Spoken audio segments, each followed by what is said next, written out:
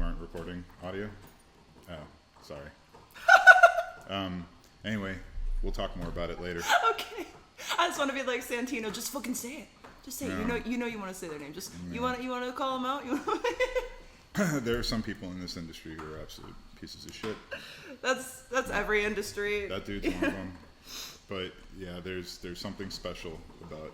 I feel like there's a special breed in this business. But yeah, no, they exist everywhere. Because it's like I also kind of maybe it's just because I've been around it for so long, but I feel like I can just get the vibe of those people straight off the bat. Yeah, that one guy in particular, I had stayed away from him, like. I wish I could have stayed away from him. purposefully, like I never really engaged, and you hear certain things, and you're like, oh, now I know why I never engaged. Yeah. At least that increases your resolve of like why you never associated with that person to begin with. It's like even Katie was telling me some of like the scenes that she shot and stuff like that, the scenes that are kind of like, well, I'm glad you're jerking off to it online because dear God, I hope you're not doing this in your real life, and just nothing. Even what she told me was like, so like she was talking about foster porn. Oh, foster, yeah. And I didn't even know what that was. She had to explain it to me. Yeah, it's like a foster. It's like a foster family takes in a girl and then when she described that, and it was like, and even her like telling like the premise of it is she kept going like ugh, and then she said as well, she's like, and the reason that I'm open about like doing this kind of stuff, she's like, no, I wouldn't say that like, oh, this is what I like or this is what's good. She's like, but there's all these weird realms of porn that it's kind of like. I'm glad I'm at least doing this in a controlled, consensual environment that's fake so that you can jerk off to it rather than like actually going out and fucking your foster kid or something. But then it's like I kind of also am just like, how do we reach a level where it's like that's the level that you need to get to like fucking jerk off? Well, yeah, and that's the thing with being so much older like than the average performer in the business. For me, it's like having grown up prior to cell phones, the internet, and Pornhub. Like I didn't have like step family porn. Holy shit. I know. They're so used to come on, let's go shoot it on the carpet. Yeah, go shoot it on the carpet. Go. She's got it. Yeah, there you go, buddy.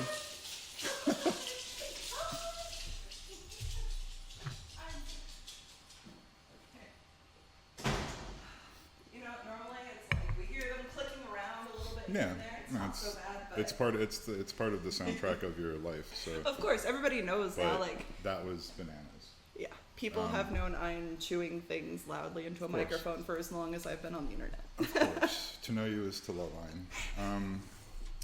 But yeah, I think like the way that the internet has like perpetuated so many like weird fetishes and and maybe they're not even weird. They're just now they're out there for people to see. Extreme, sure, but like I'm sure stepsister, stepbrother, stepmother fucking fantasies have been around forever, but people didn't have an opportunity to like showcase it, and then now it's weird. Like it's weird for me to see that when a younger performer comes to the business, like they grew up on this stuff, and so. It's not even, like they might, like a 19-year-old performer might be coming in being like, oh my God, I've been wanting to do a stepbrother scene since I was 13. And it's like oh, I'm like, that's great. I'm so glad. I'm so happy for you. You have no idea how much it warms my heart to be able to make this happen for you. I'm just like so excited. I'm so glad that I could be here to fulfill your dream of being the stepdaughter who gets fucked. It's days like this that I realize. It's days like this that I live for. This is why I do what I do. I just sometimes I struggle trying to find my meaning, and it's days like this. It's days like this where you just have all these aspiring young women who just want to be plowed by their step siblings. Or step parents or whatever. I'm not stop. All right, anyway. I suppose actually that we should get into this the way that I started where... All right, how do you start? I talk closely into the mic and I say, welcome once again, everyone out there, to the Whore Next Door. I'm your host, Molly Stewart, your favorite internet slut. Today I have with me one of my longtime friends. He makes some really fun faces, and if you knew him in high school, you probably knew him as Off-Ramp, Marcos Rivera. You say something once in a car, and it never dies. Why don't you tell us the story behind your high school? We were driving back to my house, and and I like to say randomly that was my nickname in high school. He has so for a many lot nicknames. of things. I have a lot of nicknames, and I believe I said that we were talking about an off-ramp. Yeah, I was like, you need to get off on this ramp, and you're like, oh, off-ramp. That was my nickname. That was my nickname in high school. Now I'm known as off-ramp. I have a lot of nicknames though. Most of them I've given myself, but off-ramp is one that we're holding on to. Yeah, of course. I like it. It kind of is like, it's the first time that I ever heard you refer to something completely random as a nickname. And so now, like, many have come and go. Inanimate as a nickname. It's like... hey, guess what I did? Yeah. Technical difficulties are... What did you do? You didn't put on the wide cam. I didn't. And you just pointed it as a selfie cam. Yep, ding dong. You are ding dong. I did that. Well, it automatically... Are you going to restart? Excuse me? No. We know, everyone knows that I'm a giant fuck up. We know. I've had technical difficulties with almost every single one of these that I've started. So, I just kind of feel like at this point, they know what's up. You don't need to do your ASMR intro? No, I already did that. No, I know, I didn't know if you need to redo it with the third camera rolling. Welcome to the Whore Next Door, brought to you by your favorite... I'm not doing this shit again. Cute? Yeah. Am I so cute? I don't know where I'm sitting if I'm cute right now. You look super cute. Fuck. You look so adorable. Me God. Fuck. So why don't you tell us about your choice for outfit today? I thought we were getting away from like all black everything, but I guess that's not the case. Are you feeling a little darker these days? I thought with all of your psychedelic trips that you'd be like showing up in tie-dye and shit. You're like, I'm going on an ayahuasca trip. Like, no, I haven't done ayahuasca. This is my uniform. My summer uniform is black. That's a really good choice for summer, I think. I mean, I'm indoors all the time. I don't go outside. But so then alternatively, what's your winter wardrobe? Black. Okay. But I wear jeans. I don't wear shorts. Oh, but like black jeans or like colored jeans? Like I wear blue jeans. Blue I wear blue jeans. Sometimes I wear like dark blue jeans. Other times I wear like lighter blue jeans. It depends. Oh, that's very sexy. It depends on like the shade of black I'm wearing too. Sometimes it's more faded, and then I like to make sure that I'm contrasting with color. True. Yeah, that's true. Yeah. Plus, you don't want like. I like how you're like explain your outfit. I mean, it's a black shirt. Until now, I've only had women, and typically, I look. And girls get to talk about their outfit. I look kind of garbage today, but most girls will show up and they're like, I would they expect, look so good, and they're just I expect nothing less than for you to get dressed up for me. I know. I don't do that. Okay, it's hard. So here's the thing too. It's like now, with some people, especially like new friends or whatever, I have to impress them, right? Because it's like you don't know me.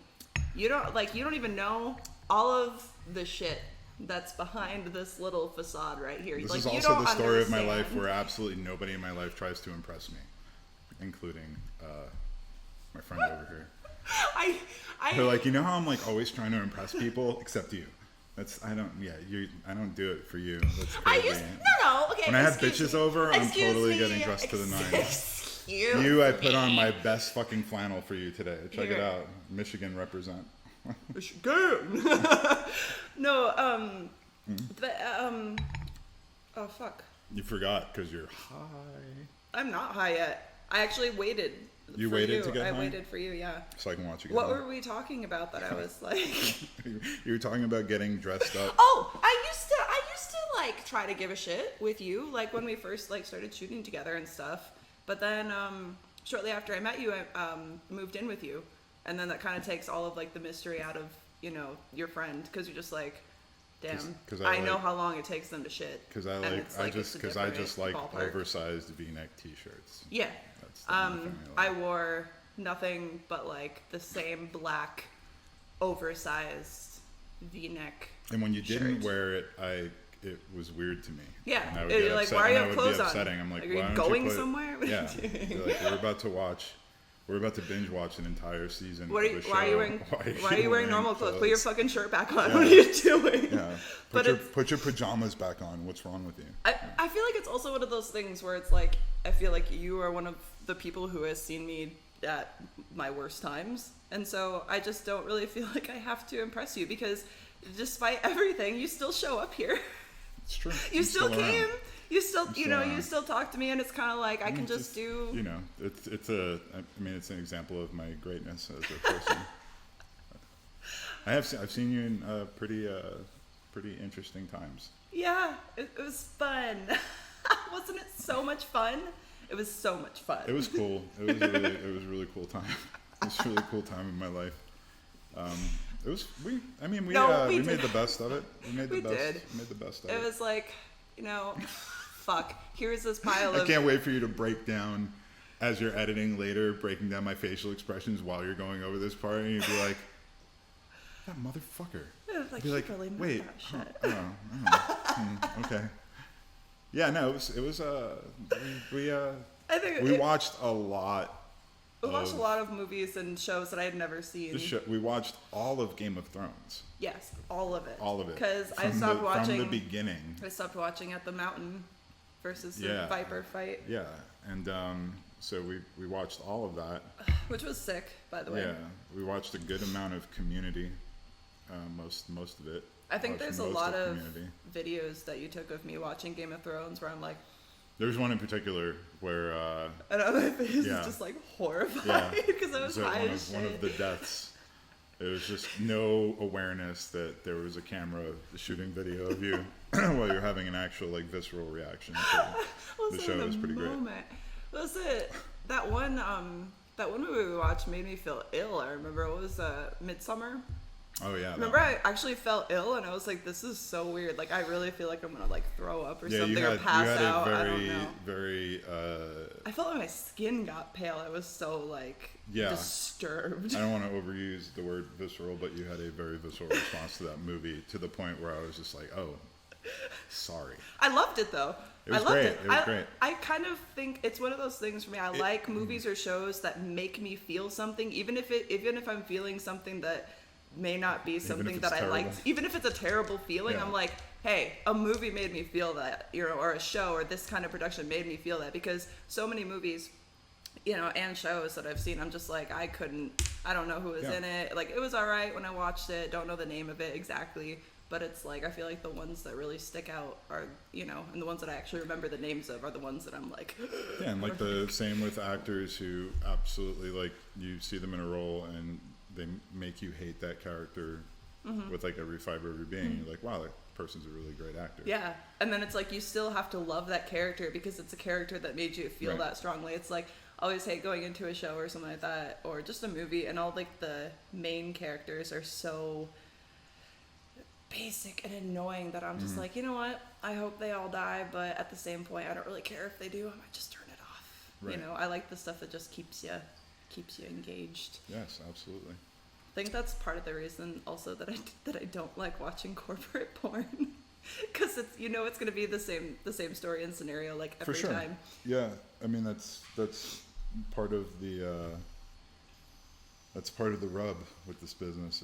It's having to kind of forego your own instincts to do certain things or be creative or whatever, because you have to kind of work towards the expectations of the lowest common denominator, and so it could be soul sucking like any other job. But I tell people all the time, though, the freedom that comes with being able to be in this business for a living definitely outweighs those parts, the times when it's like, oh fuck, I have to shoot another cheating wife or whatever, and then also too, it's just like, I had a great day on set a couple days ago with two like OG performers that I've known for years, and it was like, up until the other day, I'd only shot once this month, and it was just the way the schedule worked out was like the first half of July was killing me, because when I'm not working, I'm usually just like going out of my mind, because I'm like thinking about it, and I haven't shot in 8 days. This is crazy. But or it's like the big lists start coming of all the things right. that you should be doing. And yeah, you get overwhelmed or when you're dealing with cancellations and all that kind of stuff. And so so I had this date, kind of circled on the calendar. Like, this is the one that was hopefully gonna like reclaim the month, and it did. They were fantastic. It was like, wow, it was the equivalent of like getting together with old friends, where you're like, oh, okay, this is why I do this. Yes. This was awesome. This was exactly the way a shoot is supposed to go. This is the way people are supposed to have sex when they're professionals, and this is the way that like the day all the communication is kind of unspoken. Everybody is vibing off each other. They know what they're doing. Where they need to They've done it before. They're friends. That's one of the fun things about shooting. It's not a day porn. full of teaching moments. You want some? Oh, no. This is it's one of my favorite things about shooting porn, is literally just because when I first started, it was cool because it was like, oh, I'm on set, like, whoa, this is like a production, it's like real cameras, like I had cameras and lights, but like it was just this whole new realm. Sure. But then like, once you do the same type of scene 5 to 10 times, it's kind of like, all right. But then it started just being about like, oh, it's really the people. So it's like I would see somebody that I wanted to work with like coming up like in a shoot with me. I was like, oh my God, like that's what's exciting. It's like, I really hope I vibe with this person. And then it's like, as soon as you find those really good people that you vibe with on set, it just makes the whole day like play, which is honestly, I think it's the most fun. It's like shooting with you. Yeah, we always have fun. Yeah. We get so much shit done because we just know each other. Well, yeah, we're so familiar with each other. We don't have to like spend any time trying to figure out what the other one is expecting or wanting to do. It's like everything is kind of understood already. But yeah, I think everybody goes through a shift over time when they're in this industry. Like, it is exciting at first. I know for me, I started in 2011. So yeah, it was 10 years now. And like, I think at first I didn't know what to expect. So I was like, I don't know if I could do this. I don't know if like shooting people having sex is something that I'm gonna ever be comfortable with. And then once I realized that it was just like anything else, and it took away that kind of automatic stigma that's kind of attached to it, or what the assumptions that you have. Then like how everybody thinks a porn set is run versus how it's actually run. Everybody thinks your dicks are out all day. Like everybody's just doing coke off of each other, and we're all just like fucking off all day. And I've told the story, never in a podcast environment, but I've told the story before about how I shot photos of somebody, and I used to shoot at a studio, and I shot some photos of somebody, and they didn't have all the money the day that they came to shoot with me, and so this woman called me and asked me if she could bring the remainder of the payment to me, and I said, well, I'm at the studio shooting a scene today, but you can come by, I'll meet you out front, you could drop the money off. And she was somebody who had an interest in perhaps performing, or it was kind of like adjacent to the industry in sex work. Testing it out. Yeah, and like, had experience as a sex worker, but wasn't sure if doing the thing on camera was going to be like something she'd be interested in. And she was like, oh, you're going to be on set? And I was like, yeah, just come by. And she's like, well, what time can I come by? I was like, really, anytime. What time were you thinking? And she's like, can I come by at like 11? And I was like, oh, I'm like, 11 o'clock is, we do 11 a.m. blowjobs. and it was just silence on the phone. Like on the other end, am I going to really be interrupting your blowjobs? Is that what's going to happen? Like when you are talking to somebody, and it doesn't matter if you're in front of them or you're on the phone, you can hear the processing of information happening. You're hearing their brain turn on, and it's like, oh, yeah. And I was just like, I had to just like speak again. The silence was insane, and I was just like, I'm kidding. Like, there's, oh, I thought you were serious. I'm like, no, like we're not sitting around on set getting blowjobs. So we don't stop what we're doing and put everything down and be like, who's gonna suck my dick?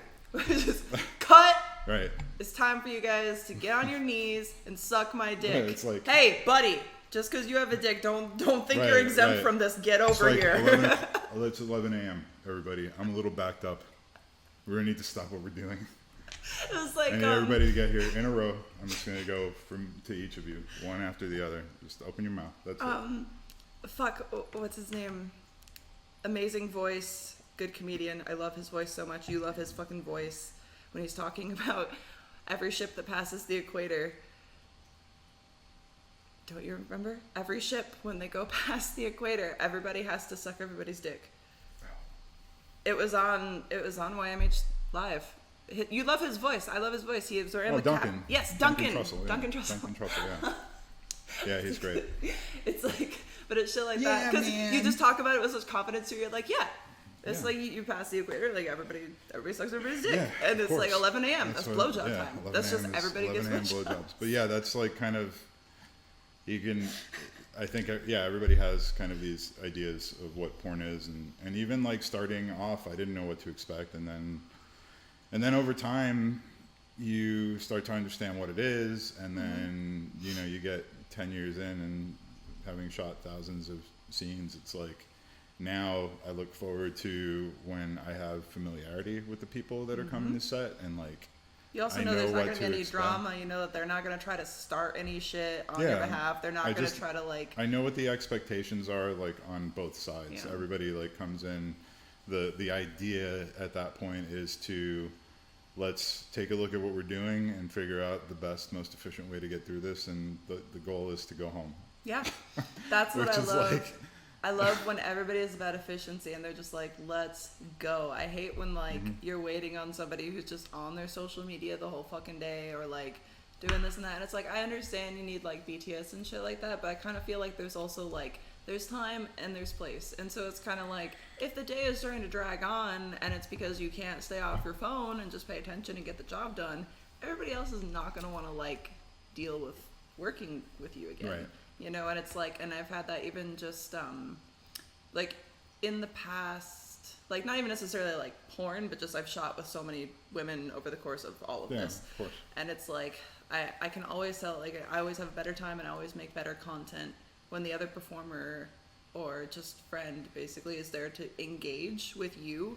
And on a performer level, to be like, here, let's put out something that looks awesome and that feels genuine, and that you still have like a good vibe with, like you can have fun doing that together. But I feel like I have girls who I've worked with that they're just there to basically make the money, and then it's hard because it's like all the BTS stuff. Like imagine what we could do if we were engaging together for this rather than just having it be. That's the thing that a lot of people don't understand. It's like we're all here to make money, like you know. And so the thing that I think has changed, that I think it's going to continue to change the way people approach things, is because now we're in this like world of the independent content producer, or people being individual content producers, is that you start to see really quick the people who are shooting a lot of content with any and all comers, and the people who are being more like specific and direct about who it is that they're choosing to work with, because they know that they want to work with that person, they know that they're going to have chemistry. It's like I've hear all these horror stories of people being like, yeah, I went to go do this like content trade shoot and it was so lame, and like the guy was so lame, and it's just like, what? Like, why would you do that? Like, why? Yeah, if it sucked, then go. Or it's just like, why would you show up to shoot content with somebody who's like unfamiliar to you? Like, why wouldn't you want to shoot content that you know is going to be like a slam dunk? And so yeah, I think that is something that we'll start to see more of. You know, people will start to kind of like curate their partners a bit more, rather than just showing up and being like, well, we're all here, who's fucking? Like, that's insane to me. I don't get it. One of the things for me is like, so I guess the difference between like shooting my own content versus like corporate porn, like there's so many differences, and there's definitely positives to both for sure, but it's kind of like shooting with professional porn, it's like, okay, here's who you're shooting with. And it's like, unless it's like someone that I know that I'm not going to shoot well with, and I'm like, hey, that's a no, which is like nobody. Like I don't think I've put anybody on like a no list, you know what I mean? But it's kind of like, I know that I'm going there. This is what the set's going to be. This is what the scene is. I'm not making any more money than off of this shoot and getting my name out there. And that's cool. So I don't care who it is that I'm shooting with. But if it's for like my own personal product, something that I have to be proud to like put out, that I hope to keep making money on for the, you know, the extent of my career, then I don't want to waste my time with somebody who's going to put in like a half-assed effort, like way undercut me on a video sale just because they don't give a shit, and they'll go sell a video for like $2 or like, do you know what I mean? Yeah, and I feel like the trajectory of a porn performer's career ends up mirroring how people end up wanting to have sex in their personal life, where it's like when you're younger and the act of sex and trying to get laid is about the act. It's about, you know, getting off and all of that. You're kind of, you know, you're way less discerning about who it is, as long as they like check off certain boxes. That's who I want to fuck, and I'm cool with that. And then, you know, you're around it for a while longer, and then it's like, yeah, you know what, I want to fuck people that I vibe with, or I want to have sex with less people, but I want them to be, you know, I mean, without sounding like a total, with more frequency or like, but I want the sex to have like, but I want it to be better. I want it to like, I want to have more chemistry with that person. I want it to, you know, dare I say, be more meaningful. But like, but I think that ends up happening to most people who stick around long enough, where they're like, okay, I don't just want to shoot with every new performer that's like gotten off the bus and, you know, they're ready to start their career. And that's why, like, for me personally, I like shooting with performers that have been around a lot more than I like shooting new people, because I feel like that approach is kind of resident with everybody who I'd say has probably been in the business once you've hit that like 5 or 6 year mark, and that's kind of in the back of everybody's head. So even if they're not as familiar with their scene partner, they're going to set the day up where they're trying to create chemistry with the person, because they understand like how much more of a valuable experience it is for everybody if they can make that happen. And I think that's kind of like, I know that for me, that's partly my job too, as a producer and as like a director, and, you know, in some ways as a photographer, but it's like setting people up to be comfortable and when people are giving them the best opportunity to have like a good performance or a good scene or whatever. When people are comfortable and feeling themselves and feeling their environment, they make better content or art or whatever you want to call it. It's like when they are, you know, vibing with everybody, when things are going well, that's when you're at your best. Because if you're not feeling comfortable, you're not going to be able to put, you know, your best foot forward. Right. And I feel like it's definitely that thing where you become more selective over time, and you almost have to, because it's definitely that thing of, it's especially growing up, like I grew up with, you know, the industry, and it's like, here's all these crazy sexual experiences I had, and I would cam with any freaking girl. Like, I was just like, let's, you know, do anything, you know, and it's like, put yourself out there as much as you can. But then you reach a point where you just get like, I wouldn't say burnout, but you just start looking at all the experiences that you've had, and you're like, okay, well, this is what was bad about this, so maybe I don't want to work with this person, or, you know, this type of performer, or maybe, you know, these are just the ones that I vibe with, and I feel like this is the best content that I've created, so why, you know, try to just expand everywhere? Because I don't like because I feel like the blanket approach for content, like shoot as many performers, as many crazy types of scene, that's corporate porn. I don't make corporate porn. I make my own personal shit. So for me, I would prefer like to have myself feel like so good about the content that I'm putting out, because if I'm happy with the quality of it, then I know that my fans are going to be happy with the quality of it, and that inspires me to make more creative, genuine type of content. Like when I shot with Madison Ivy, it was like you were saying about like having a little build up. Like we hung out, we just talked. She did my hair for me. We smoked a little weed. We chilled. We talked, and then we kind of just like somehow before we knew it, we were making content, and it's like it wasn't like, oh, let's shoot now. It was but again, like Madison's an older performer. She's been around for a while. So but that's the thing too, is like your trajectory in your career has been, you had the benefit of building your own audience through camming, and I think that where corporate porn benefits everybody who does it is that it gives the opportunity for exposure that you may not have had the opportunity for. Yeah, of that's course. like for new performers, that's definitely the case. Oh yeah. For people who are coming from the cam world, it's a different mainstream audience that's like opening you up, so possibly converting more people to the cam world. Maybe not, but like, and then for a lot of so many great new people, like you, for instance, or even other performer friends, like. Definitely great. Yeah, like he's all right. He's okay. But he's cool. Dude. But I think too, it's like, and then as sex work in general, I've heard this for years too, is like a lot of the girls who escort or who are doing that stuff, you know, they shoot these corporate scenes to like either keep their rates up, keep their awareness up that they're out there, whatever. It's like it's all, you know, there's benefits to it. I don't think there's any doubt that, you know, it gets a little boring, it gets a little staid, because like, but it's like, it mirrors Hollywood. Like, how many fucking new movies are you gonna make? Yeah, like, exactly. How it's many like, Avengers films are you gonna make? There's like, only I'm many making new my ideas in the world. You know? I'm making my 158th Fast and Furious porn edition like every month. You know, it's like that's just what it is. Oh, like, it's corporate porn, and it's like, right. and like I said, there's nothing wrong with it, and there's always a place for corporate porn, and there always will be. That's just how it is. Hey, it's like, I love people who say like, oh, you know, OnlyFans is gonna wreck the big corp. It's like, no, it's not, because so many of you either aren't gonna put in enough effort. I've even heard so many stories already of girls like getting their accounts flagged and stuff, because it's like they take on this huge workload of I'll do it, and then they're not fulfilling any of the shit that they say they're gonna do. And it's like, you think that you can like operate on this corporate level without putting in any extra work. That's not gonna work. We're entering the era of restricted accounts. Hey, are we able to pause this? Yeah, I'll just keep it going so it doesn't fuck okay, everything. Just cut it. Just because I think that we'll be back after these short commercial messages. I think I have a potential cancellation. Have you ever been in a situation where a complete stranger is doing something unrelated to you, yet you felt the need to step in? Have you ever seen a post or opinion on social media that you didn't agree with, which forced you into bullying them? Have you ever been so full of yourself that you have to educate everyone else on how to be your clone? Well, I'm here to tell you about minding your own damn business.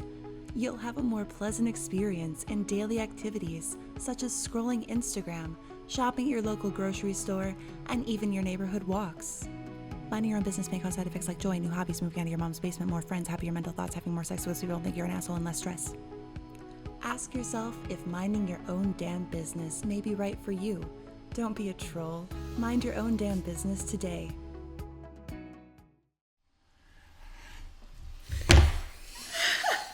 Alright, so, shall we? Let's talk. So, Welcome back. Welcome back. That was only, 20 minutes? I don't know, something like that, 15? What was it, like 30? 30 minutes? Because we've been filming for like 39 minutes, so now it's an hour. That sucks. It's okay. I'm so sorry, everybody. So, there's often a lot of hiccups when it comes to scheduling things for this industry. And then a lot of shit has to go down, and that, you know, sometimes it takes a little while to resolve. And like also sometimes some people's dreams and aspirations just aren't as important to other people.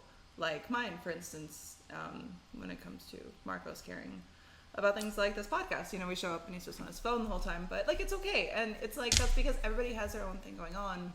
And you can't like expect everybody else to always be on like your level of excitement about something that matters to you. So it's like, you just do your best. So it's like, I'm supporting him. I was taught by my online therapist to smile through abuse. BetterHelp.com. Please sponsor. Yeah, podcast sponsor. This podcast is brought to you by water. Yeah, water. It's free. It's free. Fucking drink water. It's free, and you don't nearly get enough of it. Because you're fucking dehydrated. I don't care who you are. You need more water. Anyway. So, this was actually my next question, which is very ironic. And it made me kind of giggle internally the whole time that you were involved in this, because I was going to ask you what some of your biggest frustrations with shooting pornography are. My biggest frustrations with shooting pornography? Yes. Well, it's evolved over time. Now, I was a photographer only for many years in the business, and that was pretty easy. It was a pretty charmed existence in terms of being a photographer. I got paid to shoot beautiful women, and I would just go in, take my photos, and at the end of the day, I'd go home, and it was fucking awesome. It was like, cool. That's all you gotta do. I make women feel and look and feel beautiful for a living, and then I get to go home, and I don't have to worry about it, and my check gets direct deposited twice a month, and it's fucking great. And then I started to direct over time, because the thing that sucks, the other side of the photography thing, is that that's what you do, and that's where you are, and that you'll just stay in that lane forever unless you figure out a way to diversify your skill set and do more. And so then I started directing, and I started directing for other producers, which was slightly more responsibility, but still pretty much the same thing, where I get to go home at the end of the day. Other people are writing me my check, and it's cool.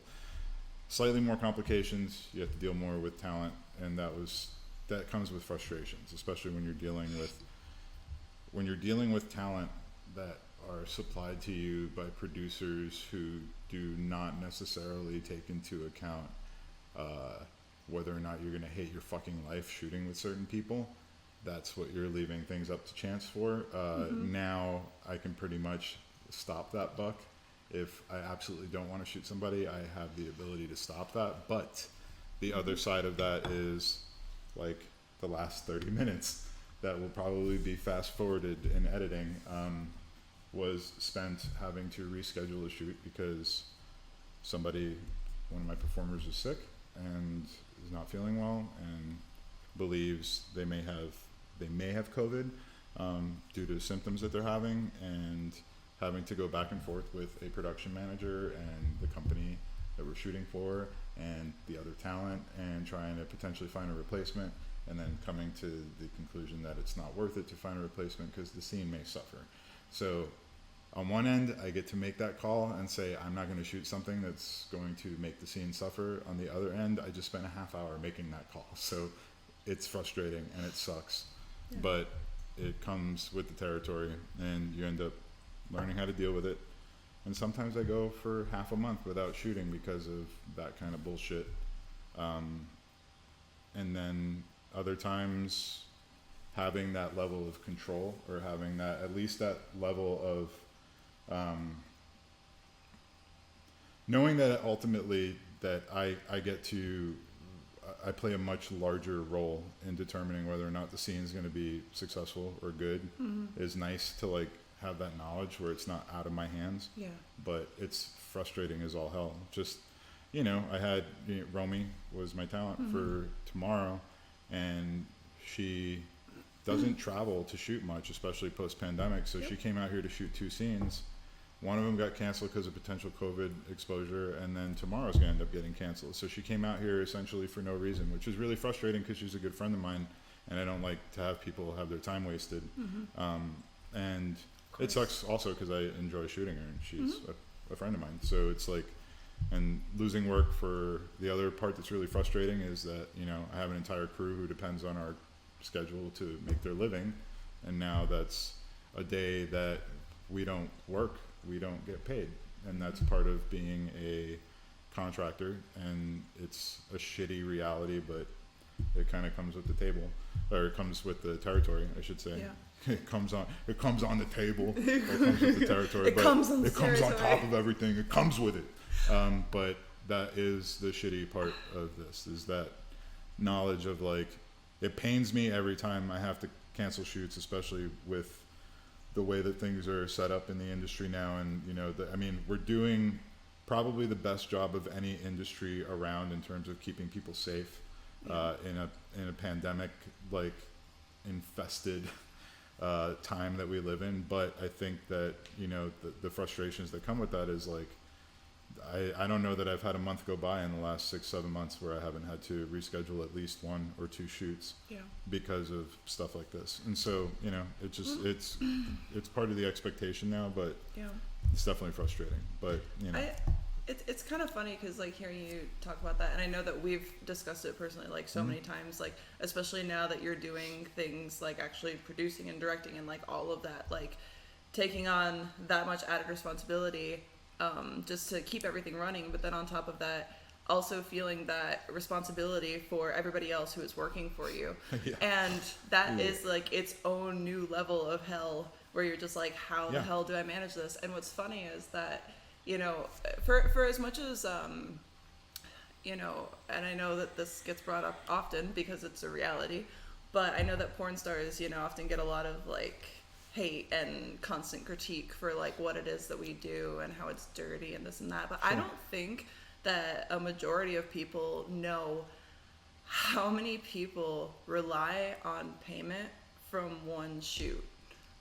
Do you know what I'm saying? Like how many different makeup artists, because potentially there can be more than one. You know, you have, you know, your TA, you have potentially a photographer and a videographer, you have sound people, light people, all the editing that goes into all the content. Like it's a business. This it's is not like yeah. we're This just... is and this is not like specific to me. This is typically every producer that works for a porn company or you know, a larger company that produces porn. I mean, you know, typically for a scene, I'm writing checks to each of the talent.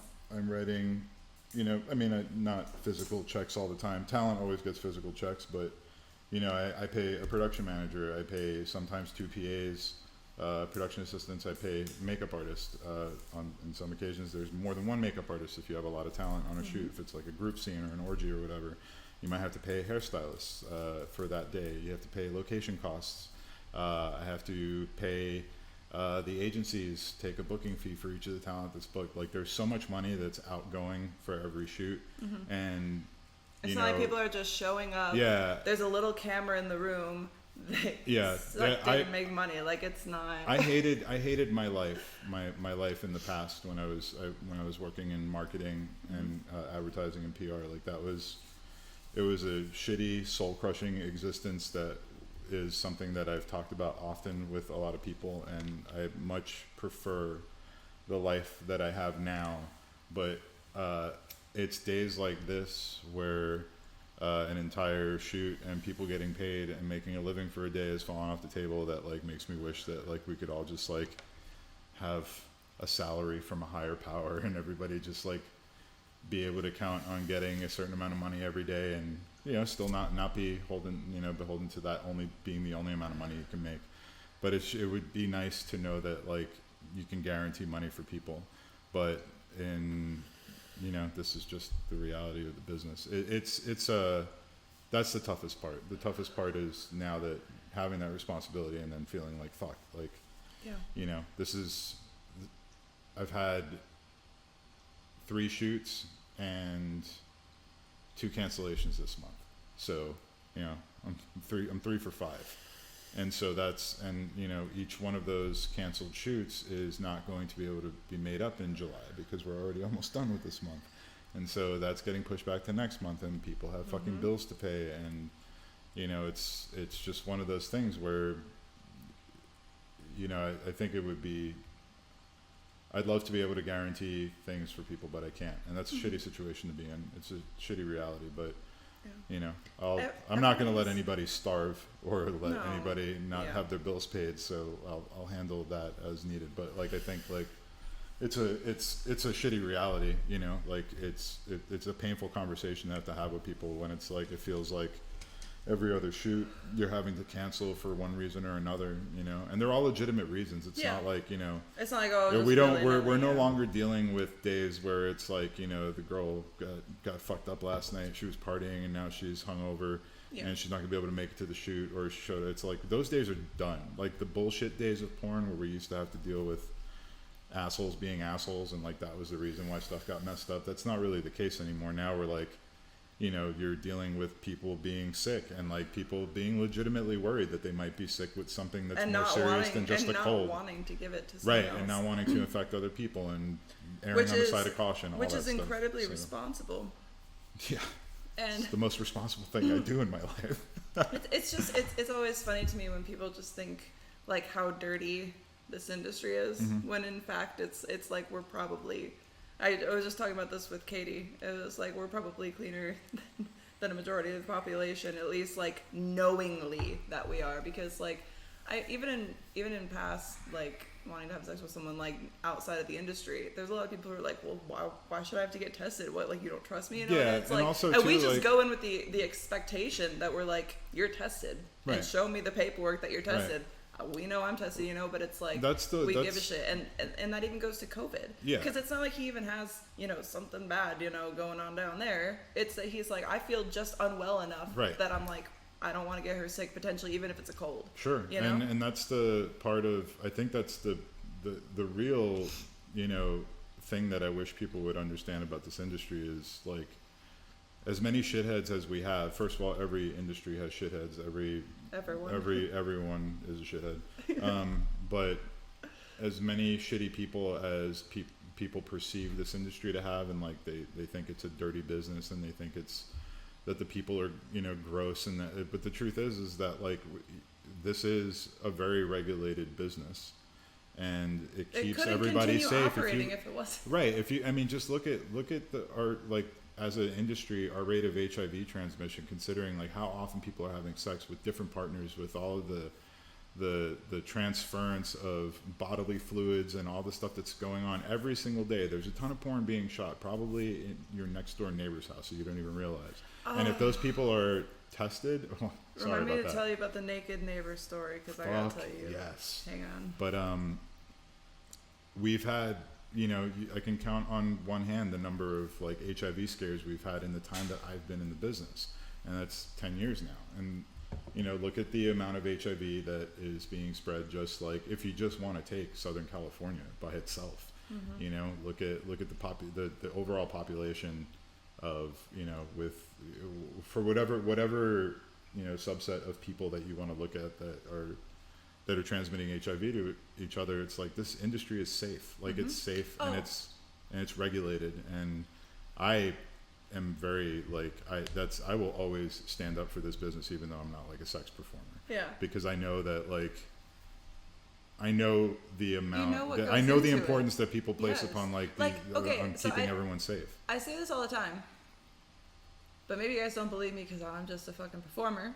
But here's a fucking producer who's been doing this for, say it again, how many years? 10 years. 10 years. What happens if there's an HIV scare? Oh, we shut down entirely. Oh yeah. The industry gets shut down entirely. Nobody can work. There has to be a full, they have to track the genealogy of like the people who are potentially infected, go completely down the line of all their potential scene partners, the people who may have come into sexual contact with them, do a complete partner history of, you know, of the people who are potentially affected. And then from there, we basically wait. Everything shuts down. Nobody's making money. Nobody's shooting. And if people continue to shoot during those times, you probably won't see them around much longer because the industry takes it really seriously. Yeah, we don't fuck around with that stuff because the thing that people don't understand is that this industry is a business, and it's every single person that's involved is there to get paid. Nobody is there to nobody's involved in this fucking business for the love of the game. Like I have never once showed up to set and just been like, man, I can't believe I get paid for this. I'm like, I don't get paid enough for this. Like, so, and I could say that for every single person that works, whether it's the makeup artist, whether it's, you know, the PA on set who's having to take all the shit and like having to, you know, like, hey man, we ran out of douches. Can you run over to Walmart and go look like a creep? How many times have you been squirted on in like the face or something? Yeah, I got squirted on. I've had jizz hit me. I've had everything. It's a fucking work hazard, but it's clean jizz and clean sport. I'm never worried that I'm going to it's not as if like I got syphilis caught by of the face. or, yeah, you know, I'd be a lot more worried if I was like riding New York City subways and getting errant homeless guy jizz hitting my skin. Then I'd be really worried about what I'm catching. But yeah, it's a completely, you know, safe industry. Yeah.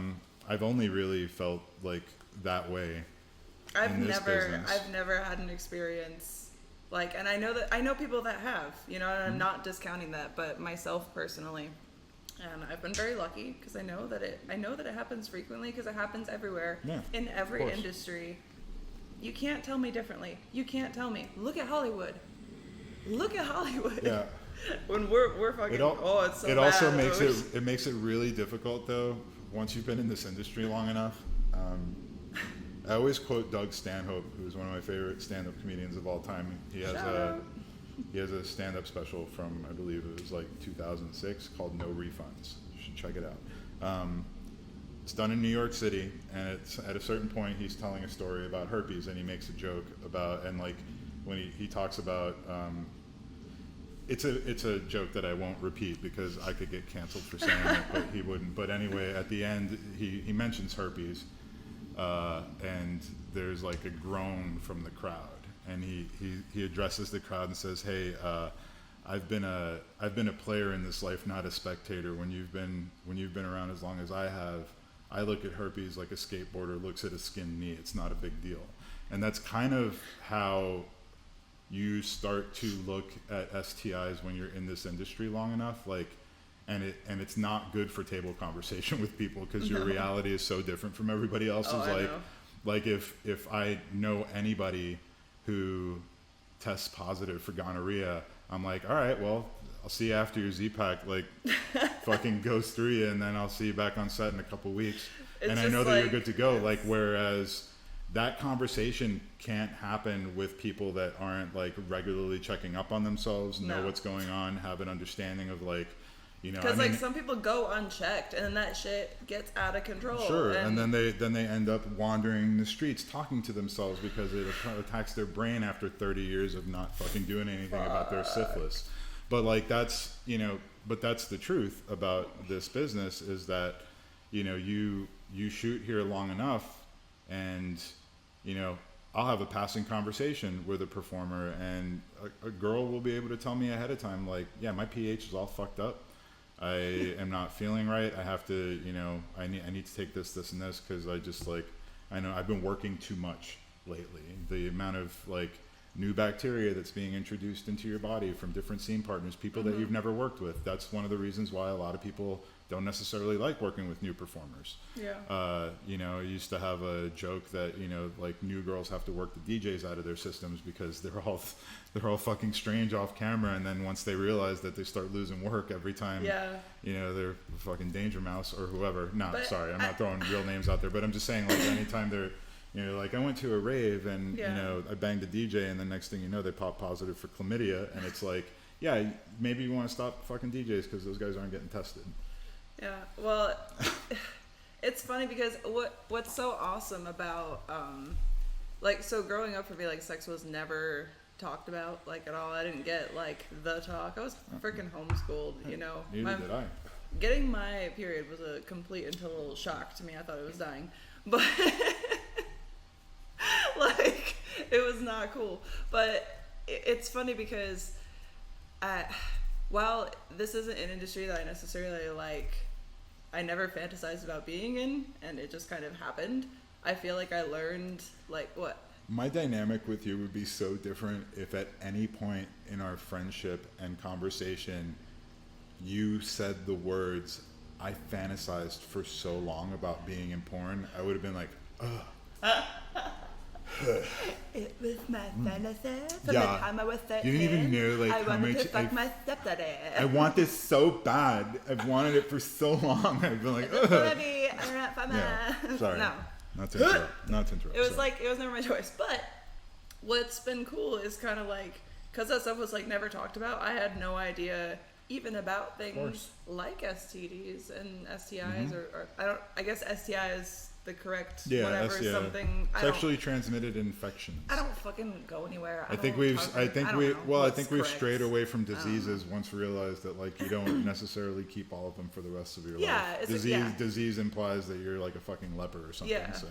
Anyway, whatever the correct term is, didn't really have any idea about any of that kind of shit. You know, would you like some more coffee? No, I'll get you some. I'll get you some in the moment when I'm good. No, I'm good. I think I've had. I probably don't want to have more. I think I'm good. But getting into this, it was like, getting regularly tested, seeing that these things like that, even though they were things I like passively knew of, they were like huge fears. Like, oh my god, like And I'm not saying that go around and fuck everybody that you want and get STIs. I'm just saying that kind of like it was one of those things where it's like maybe you don't always know, maybe they don't always know, maybe the test didn't catch it, because sometimes it can't catch it in the first period or whatever. But it's one of those things that's not going to completely wreck your life. There are easy ways to fix it. It's just like getting sick in any way, but it just happens to be in your genitals, which is really unfortunate and can suck. But I feel genitals. like my genitals. Man, I got sick in my nuts. Wait, what? These nuts. In my genitalia. Ay, ay, ay. Ay, ay, ay. Fuck yes. But it's cool because it's like even like little things like, I'm sorry, ew, but yeast infections. It's like girls were just so open to like talking about like, this is how like I prevent getting this, and this is this is a really good wash to like take care of your business after a scene or whatever. And it's like they're just so open to be like, I've had girls tell me like, hey, like I'm just a little off, so it's like, if it's bad, just let me know and I'll like clean it. And I'm like, it's never bad, but they're always like so courteous and just out there with it. And I think that's cool, because I would rather just like know, like, because sometimes even if it's like, it's not the most pleasant thing, it's just kind of like, it is what it is. It's a vagina, you know? Plus, like, it's an open hole. Like, what do you expect? Like, I always say, plus, if you're a real man, you just eat the stink out. You know what I'm saying? You just eat the stink right out. That's get rid of it. And be like, oh, I'm sorry, I'm not feeling so fresh. Be like, don't worry, 5 minutes, we're gonna eat the stink out of you. It's fine. It's good. It's good. If a guy's grossed out by any sort of like feminine odor, you're not a real man. You need to find a different guy. I'm just saying. Because like, I'm fucking sorry. Please do yourself a favor and toss that person aside. I'm sorry, but I've gone down on balls. Yeah. And let me tell you, they ain't always fresh. They're not always fresh. But am I like, they're not. Hey, your balls fucking stink, I'm not gonna suck your dick. No, you just suck the dick, because it's like, if the dick is in your throat, you're not really smelling very much anyway, because it's like shit is blocked, so it's fine. On this like, point, come on. But also wash your genitals also. Let's also there should be, you should have a staged approach to potentially having a partner, and that's, sometimes you can't always get to the shower, especially if you're like in the throes of passion. Have some baby wipes nearby. Keep packs everywhere. My house is covered in baby wipes, literally, because I shoot porn here, but also just like, because you never know. And like, sometimes I just clean my feet because they're always gross. Nothing goes my as feet far. always disgusting? Your feet are fucking nasty. Hey, all but the time. no. Look. Wait. I'll show. Look. Here it comes. Look, I've been getting pedicures. Yeah, at the bottom. You don't want to show those to me right now. They're kind of like, they look like discolored. What's wrong? It's probably the lighting. But they look like kind of yellowy and like weird. My feet are always yellow. It's cool. Hey! Damn. A lot of men. Nasty bitch. A lot of men pleasure themselves to these Sasquatch paws. Let me tell you, sir. It never ceases to amaze me. It never ceases to amaze me either. So. Did you know I have to shave my feet? No, I have to like shave my feet like I'm a fucking hobbit, man. Like, okay, I have little like dark hairs that grow on my big knobby toes, like that, and then there's like a little strip that goes down like the top of my foot. So when I shave my legs, I just shave the tops of my feet and my big toe. You should just wax your feet on video. That sounds so fucking painful. I don't want to wax my feet. Whatever. I've waxed my pussy before. Or can I say pussy on YouTube? I'll just bleep it. I don't know. I don't know what I'm allowed to do. What, your cat? Yeah, my cat. I waxed my cat before. Did you know I used to have a naked cat? Like a sphinx? Yeah. But anyway, I waxed that before. That was like the worst pain of my life. I never like met it it. was worse than lasering. Worse than That lasering. sucks. It was awful. I would never do that again. Anyway, to go back to my original point Oh, what before were we she talking interrupted with her feet, I think a courtesy wipe of your Yes. genitals, given the situation, is always a good idea. Like Just give it a wipe. Manscaped. Yeah. Manscaped. They have ball wipes. They don't sponsor me, but yeah, I have Manscaped ball wipes in my. I mean, she's a brand whore. I am. Just get any baby wipes; they'll be fine. This is called Yeah, the yeah. whore next door. What do you think I'm trying to do understand here? that. I Honestly, understand that. I'm The brand whore next door.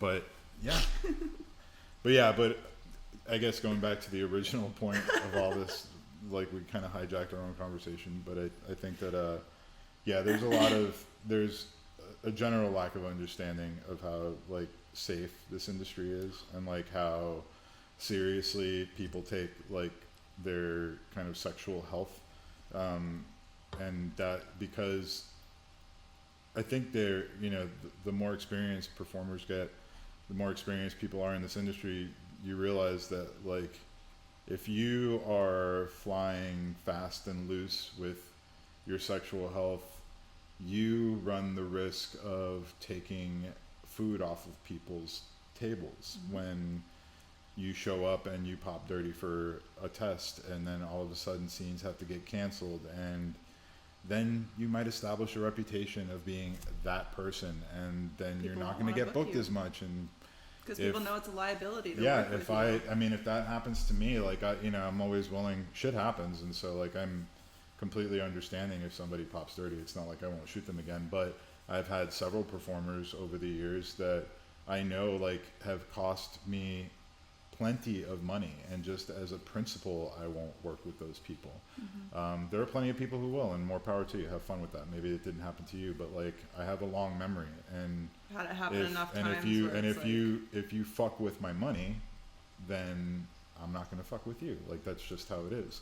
And I think that's generally like I think that's the general attitude in the industry, and I also think that that's like a good attitude to have, because it teaches people consequences for being idiots. So like we are an industry filled with consequences, even though we have a reputation for being filled with shitheads, and they do exist. And if you're a shithead long enough, it comes back to get you at some point. Exactly. It does, and it's like whether fans then start you just seeing go and it, have or a whether really other like successful performers- OnlyFans, and then that happens now. Wait, what?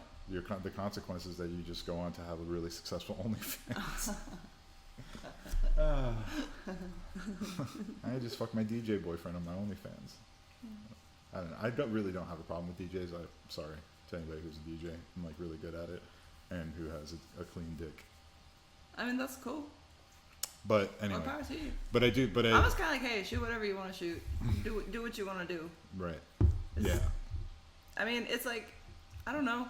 If that's what you want to do, if that's what if that's what the circumstances, like the consequences of what you've done have led you to do, then it's kind of like, if it works for you, then whatever. I mean, Doesn't affect me, I I don't give a shit. I have like any other job. I have days and weeks and sometimes months that I question my very existence in the work that I do, but then I always come back around to being like, and this especially happened when COVID happened, and all of a sudden we were locked down, and you really do gain an appreciation. Like when we were able to come back to work and we were able to start shooting again, in some cases we, like you and I started shooting content like pretty early on, for your OnlyFans, and like I think you gain an appreciation of like exactly what this industry stands for, and like what this industry really stands for is like,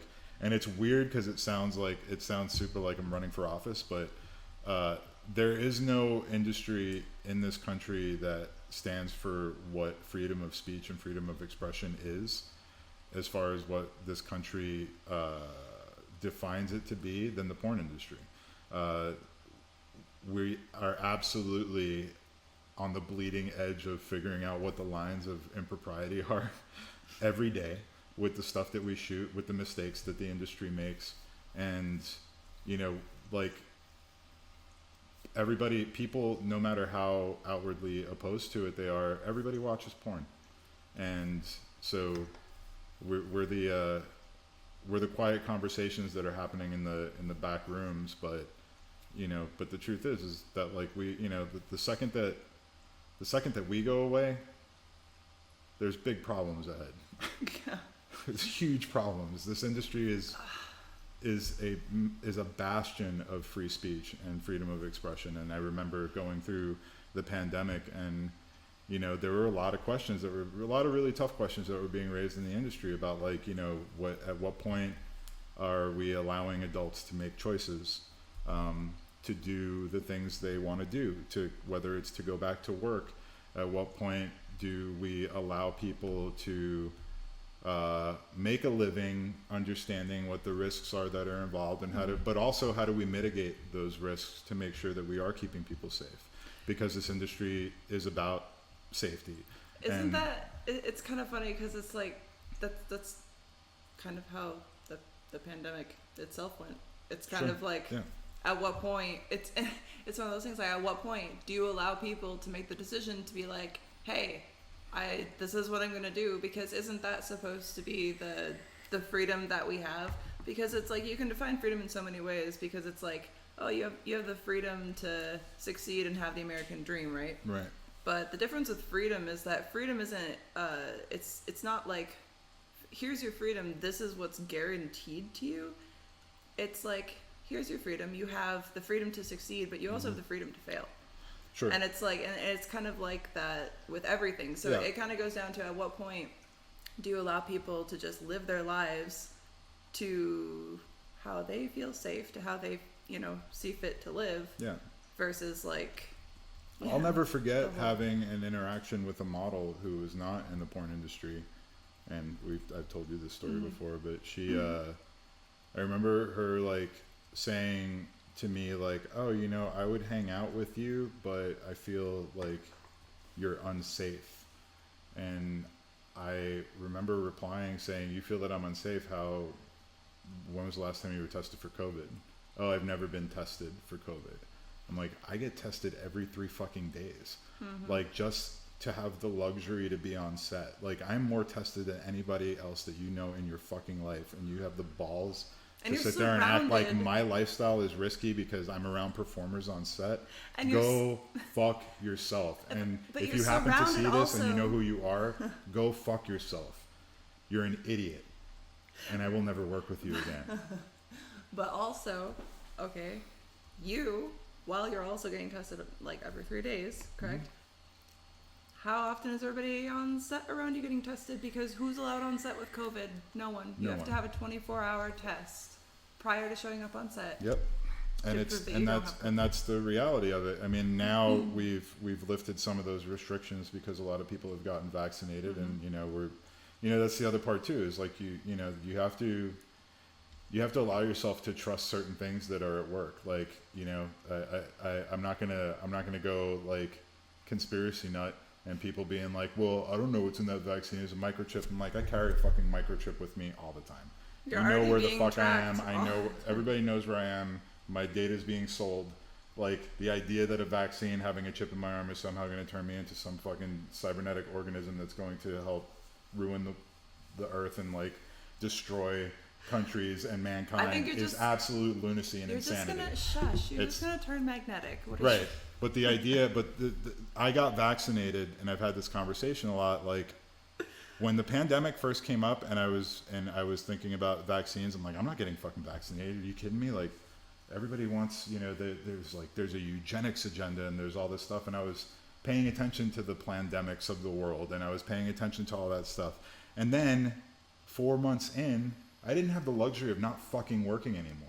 So when it became clear that there was going to be a vaccine available that was going to allow me to work with less restrictions, guess what? I got the fucking vaccine. And if you think that's stupid, maybe you're in a situation where you have more luxuries than I do, but I have to fucking work to make a living. And if I'm not working, I'm not getting paid. So the vaccine was a means to an end.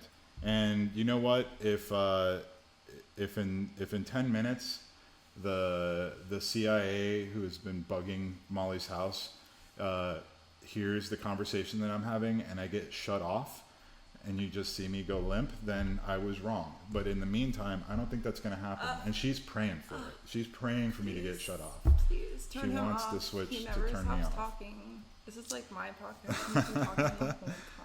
But yeah, but that's the truth. And I think that like that's the situation. And I see that more people in the industry on average have gotten vaccinated just for that same reason. You know, it's like, why wouldn't you want to go back to work? You know, it's like... But it's like, it's funny when people are like, I don't know what's in it. And it's like, you're doing coke on the weekends. Right. Like... I don't know what's in that.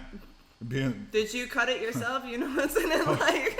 You know what? They're taking videos, putting it on their fucking Instagram stories like, I don't know what's in this vaccine. Hold on. Give me a number 2. It's like... Okay, yeah, all right. Supersize it. Yeah, too, like. supersize that, will you? And make sure you give me some of that sweet and sour sauce for my fries. I want extra of that. And then, is it curly fries with no? Give me a number 3. It's like, what the fuck? Like, you're worried about what the vaccine has in it, yet you're fucking putting bullshit in your body all the time. If you don't want to take it, like, that's fine. But also then don't make up a bunch of reasons why you don't want to take it. Like, if you don't want to take it, then just don't take it. If you tell me, like, oh, it's going to track me. It's going to, like, turn me fucking, it's going to make me buy Microsoft stock. Like, just don't take it. And if you're in the industry and your personal choice was not to get vaccinated, I'm still going to pay for your COVID test. And as long as your test comes back clean, you're going to show up to set just the way it was when we all had to test all the time. It's not going to be any different. It's not going to make any difference. I don't care what your political agenda is. I don't care if you have one. No. It doesn't matter. Like, we're here to work. We're here to make money. As long as what you're coming to the table with passes muster and everybody is able to shoot, that's all I care about. Mm-hmm. Nobody gives a shit about anything else. It's like everybody just needs to shut the fuck up about it and just like go back to work. I'm just tired of my thing is that I don't care. It's like, if you want to get it, get it. If you don't want to get it, don't get it. I'm just tired of fucking hearing everybody fighting about it. It's like, why is this a thing? Why are we making this like a politicized thing? Why is this thing that we're fighting about? Who fucking cares? When was the last time we were fighting about like any vaccine? You know what I'm saying? Like it's like a huge... I can't hang out with you. You didn't get the polio vaccine. You fucking asshole. I'm not sucking You're such a piece dick. of shit. Yeah. I hope you and your whole family die. Guess what? Now there's a bunch of people that are getting measles now because people aren't getting their children vaccinated. And now you're putting us all at risk of measles, you fucker.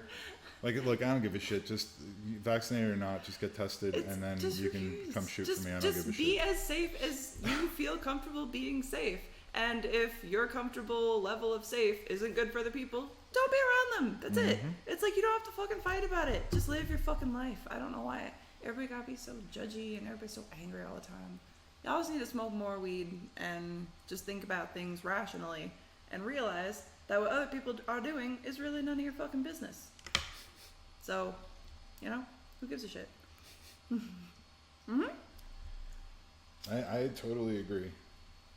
I love that people are trying to rebook tomorrow for September. I'm like, I want to get it done like in 2 weeks. This is shit. September. Apparently some people are cooler with deferring their money longer than I am, but anyway, it's whatever.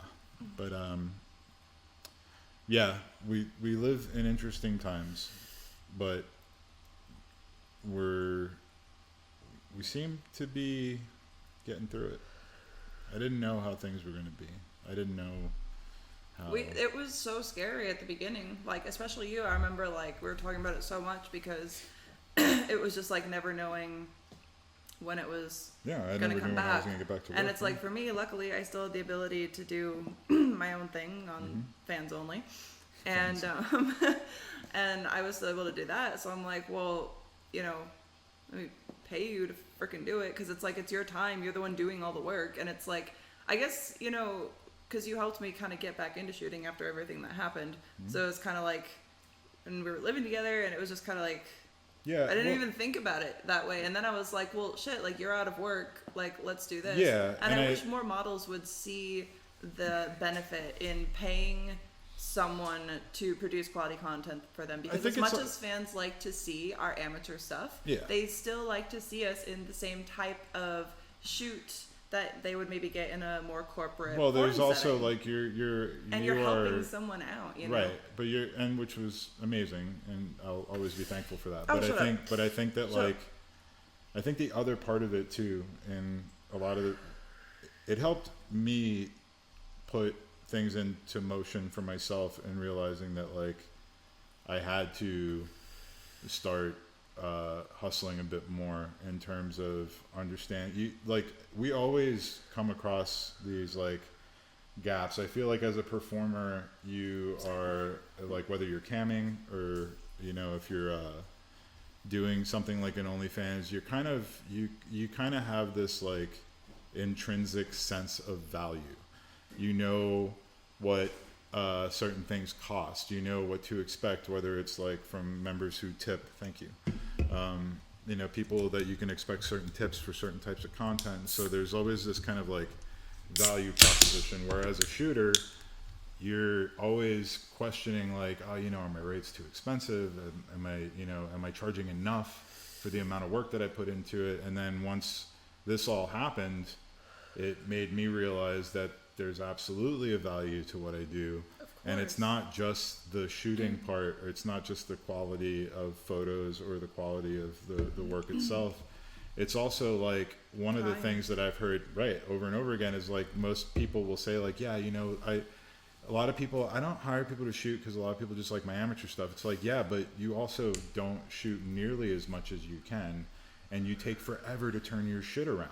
I'm not talking about Molly. She's an anomaly when it comes to that. But like, I'm talking more about like the performers out there who take forever to fulfill custom orders for customers, for clients, and if you can come to me and knock out a bunch of stuff, or any of the other shooters that are doing this now, because we've all had to like diversify what we do, but you can come to me, get a bunch of shit shot in one day, and have it sitting in your Dropbox the next morning, sometimes the same day. This turnaround is fucking crazy. But like, why wouldn't you do that? Like, is that not worth the money, or would you rather have people up your ass about customs that you're too lazy to get out the door because there's other shit to not do or whatever? Because it's just like it's just silly. Like it's like, to me, once I realized that is something that I bring to the table, that gave me a lot more confidence moving forward, where it was like, okay, even if the corporate porn or the pro porn stuff doesn't come back,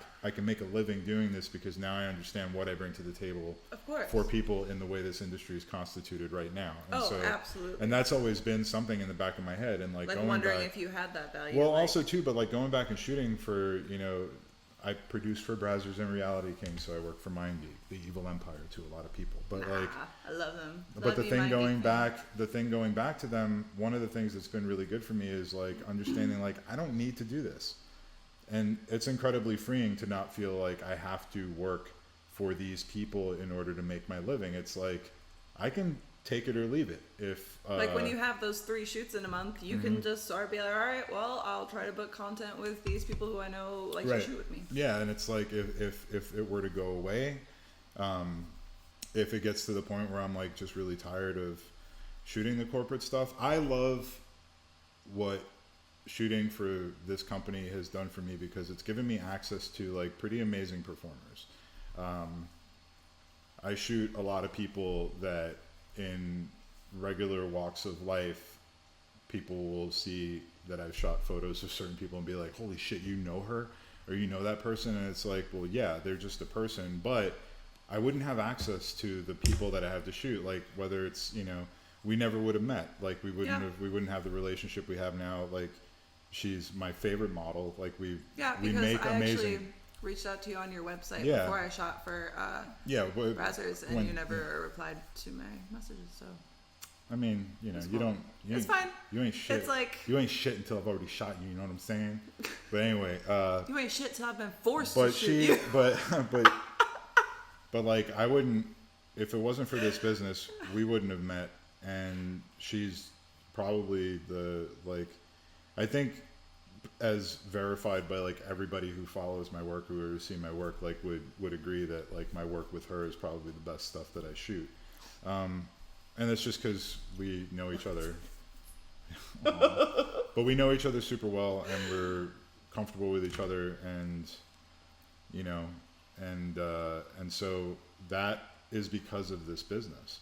If I, and that comes with having I love the fact that I have that luxury. I love the fact that, that I do have access to like beautiful women that I could shoot a lot of times whatever I want with, if given the opportunity. And like a lot of people don't have that chance, and especially a lot of and we've shot some stuff that's just like cool, and like people think that like okay, so like I love just shooting in general. It's like, yes, the censored stuff, is like what makes money, obviously. Mm-hmm. But the stuff that I like to make is stuff that's fun. Like even just like when we did the shoot where we met Laura for the first time. Yeah. And then it was just like with the knife, and it was like just really dramatic, and it was cool. The Spider-Gwen thing, like the cosplay little video short. I'm a portrait photographer at heart. So like yeah. And any time that we have the opportunity to shoot something that's not porn related, I'm gonna jump at it because I see pussy every day. Cats. So many cats. But I see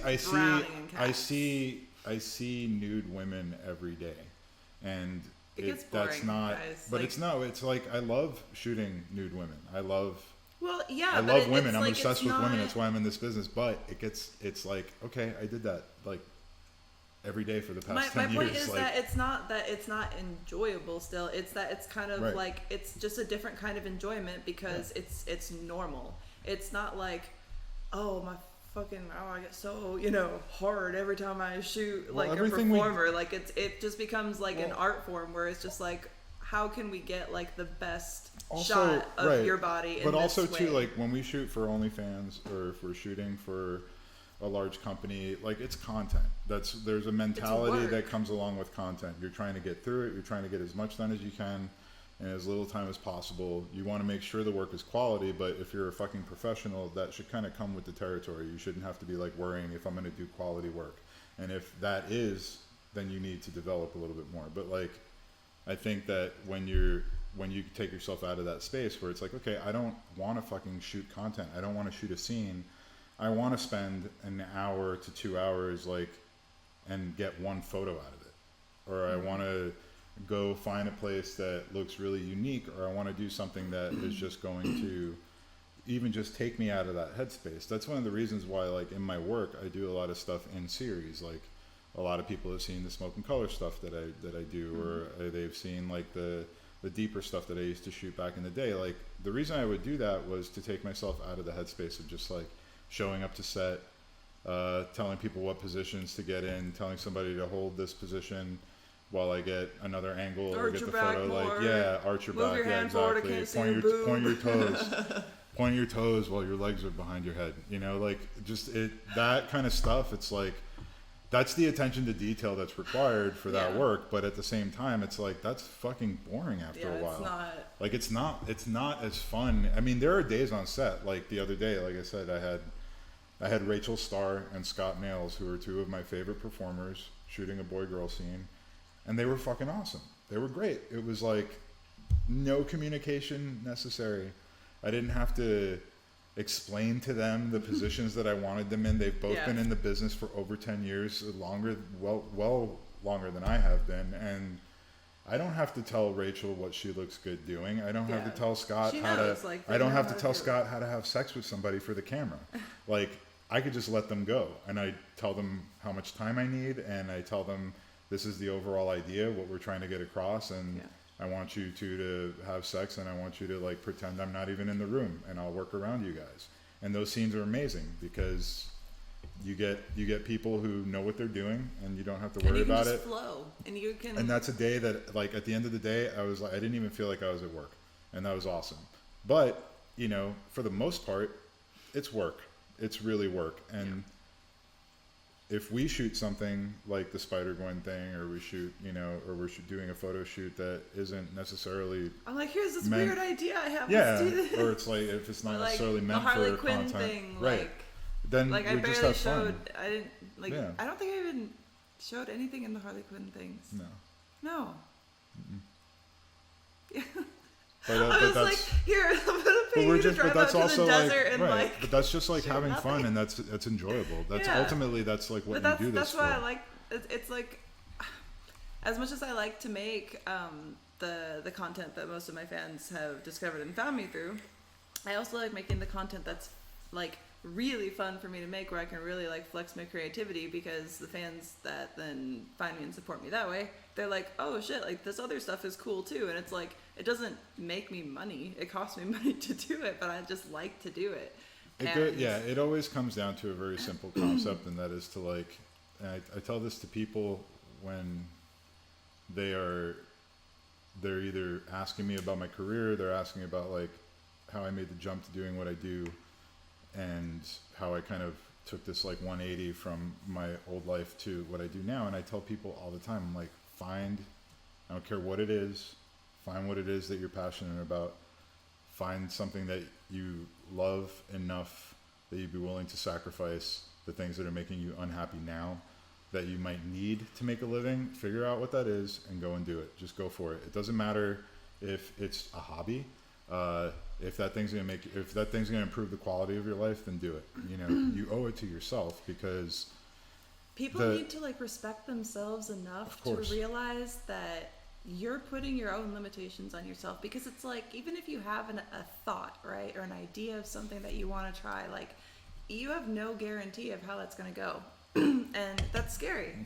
Right. But it's like, if you don't try at all, and I know that people say this all the time, but if you don't try at all, you'll always regret not trying it. Or if you see someone else succeed at it, then and be like, well, what if I had done it, you know, or you have kids someday and try to force it on them, you know, like. Yeah, I think it's super. Even if you fail, at least you tried. You know? I am so lucky, and I will say this till the day I die. I am very, very lucky that I get an opportunity to do something that I adore, which was photography, and that I didn't start doing photography professionally until I was in my 30s, and now I've been doing it for 15 years, and it's, you know, I love it. I love it.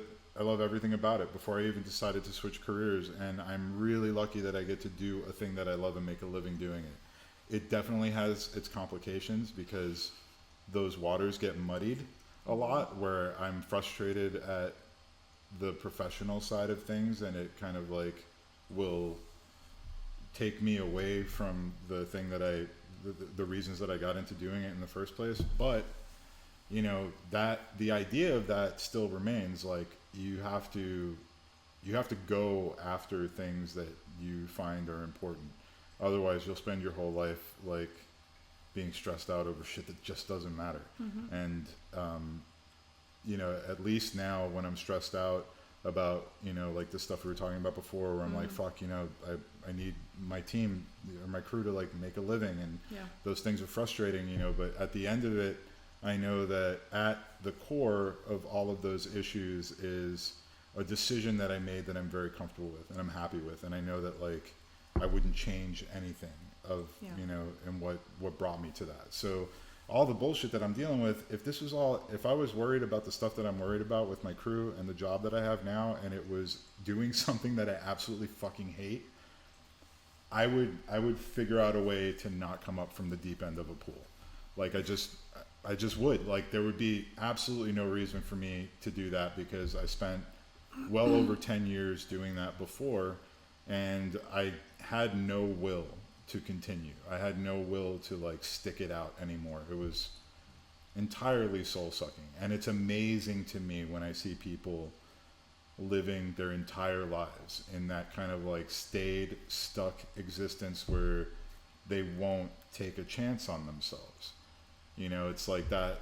It's you just have to do it. And a lot of people don't understand that when we'll have the conversation, and you just need to get to a point in your life where that all of a sudden resonates with you. And it happens with everybody. Some people, I wish it had happened in my 20s. I wish it had happened when I got out of college. I wish I hadn't spent all the years that I had like figuring out. I was a tinkerer, you know. It was like, I'm going to be a musician. I'm going to be a computer programmer. I'm going to be a graphic design guy. I'm going to do CGI stuff. I'm doing marketing. Right. I had my hands in everything. Now And then when I left school, I got into a fucking marketing job because because I wasn't committed to anything. And so when you're not committed to anything, all of a sudden life is like, yeah.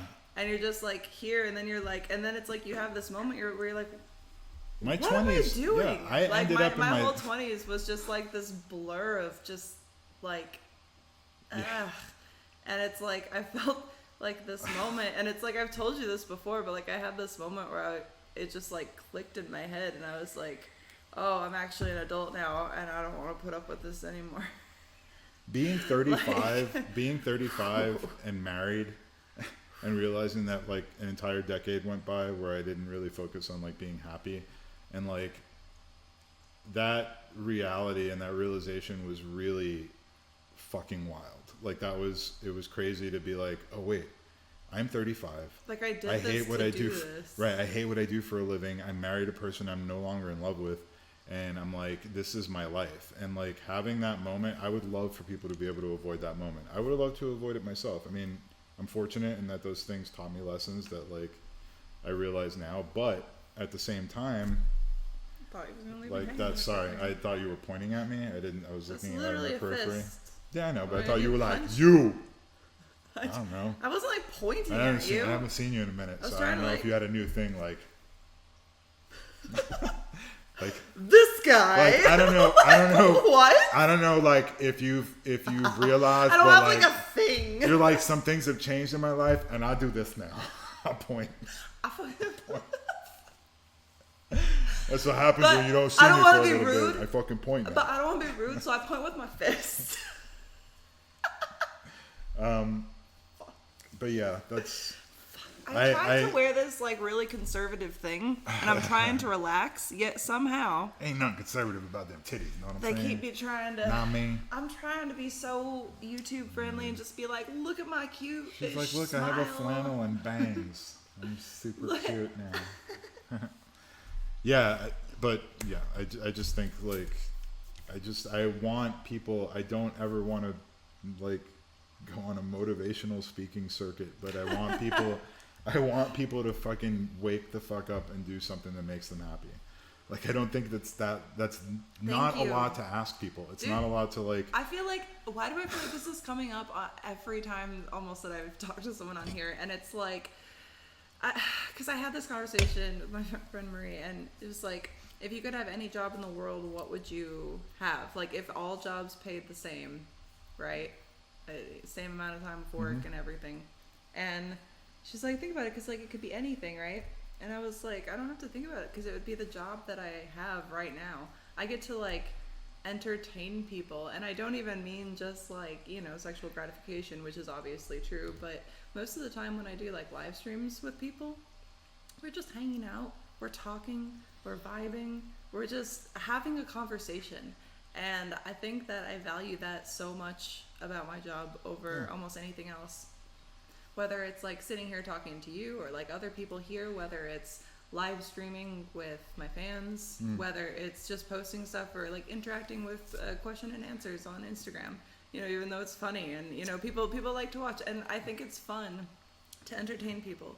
So the idea that people think that whether my body or my personality is entertaining enough to pay me to entertain them, I find that so cool, so flattering, and I'm literally like so like stoked and honored like by that. I don't think I really deserve it. I don't personally think I'm that funny, well, you deserve but it.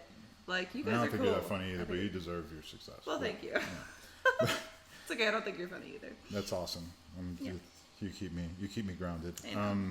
I think your head is big enough. I don't need to inflate it. Pretty physically, it takes up a lot of space. But yeah, I think that if like for me, I think the number one thing that I think of this often because it's a fantasy I have, is if I woke up one day and I just had money was no longer an object and I didn't have to worry about making, you know, a quote unquote living and I just could do whatever I want, I would do exactly what I do now. Except I would just have more toys. I know you would, and I know that about you, and that's why I fucking love that, because you're just like, this is what I love. Yeah, nothing would change except I'd have a lot more expensive shit to work with. I'd have a compound where I would shoot all of my own stuff. I would build a movie studio in my own fucking plot of land, on the same land that I have my house, and I would literally walk to work, and work would just Wouldn't you just have like, couldn't you have like a little go-kart? Like I mean, I could get like a golf, have like a golf cart, cart, but could it have like a flag on it, and it's like girth? Oh my god! You know, I can't believe you just said girth. We won't go back to that name. You're still in my phone. I know. But I had I came up with a stage name for a minute, and the name was when I was a much larger man. My name for a while was Girth Brooks, and I went whole ham with it too. I had business cards made up and like had a cartoon character made of Marcos myself. has a lot of personalities going on in his head. Yeah, Girth Brooks was one of them, but I don't like the second somebody called me girthy on set, I was like, ugh, that feels bad. That doesn't feel good. Could it just be like GB? GB. No, it's too close to Garth. I don't want people to ask where I buried the bodies. Would you wear the chains? If you had like your compound, would you wear the chains? Sure, I do whatever the fuck I want if I had a compound, but like... You couldn't wear a black shirt under a button shirt. You would have to wear no shirt under it. Yes. And have it unbuttoned. And probably you would have to put like, what's the stuff that makes men's hair grow? Rogaine? On your chest. On my chest? More. It needs more and chains. And then you have your... My chest hair is pretty weak. But you have your golf cart. Yeah. Can it be purple? Yeah, of course. It'd be whatever you want it to be. Like, I could literally have a golf cart for every person that wants me to have a golf cart in a color. But wait, we're saying that all money is the same. We didn't say that you have like unlimited money. So where did all this come from? Did you win the lottery? I'm saying that. Did you win the lottery, friend? Did you win bingo? Did your mom win bingo? Yeah, my mom won bingo. She won it big. She won it big. But you have it now. But that's the thing. That is the thing. Like nothing would change. Yeah. And I think that's the most important part. Like for me, like that question, there's no fantasy world that I would live in where if I could do anything I want, I would just get out of this place. And I'm just like, no, I love what I do. I would do exactly the same thing. I would just do it on my own terms. I wouldn't work for anybody. I would be only subject to my own expectations and my own wants and desires. And I'm pretty close to living that now. I just have the stress of still having to work for other people and deliver a product that other people expect of me. But it's pretty fucking close to what I would want ideally for myself. And then on the side, you still get to produce like your own kind of shit with people as well. So it's like, it's kind of like good. And you know, it's like, it's still good. It's like, it's just ideally not having to work for someone else, but still it's not bad. I love the fact that like I'm at a point in my career now where people can contact me and they want me to shoot them, and there isn't this like set of things where they're sending me like lookbooks that are from other photographers. Like they're basically trusting me. Yeah, they're like, I want your stuff. Yeah, they're trusting me to shoot them in the way that they know that I would shoot them, and then they're like, and that goes for content too. What happened? Who's killing who? They keep pushing my mom's chemo like later and later in the day. It's weird. That's annoying. She had to go in for like some orientation thing at first, and it was like 2 or 3 hours, and then they told my dad, they're like, oh, you can pick her up at 4, and now he's like, no, they're saying it's gonna be until like after 5, but she's doing the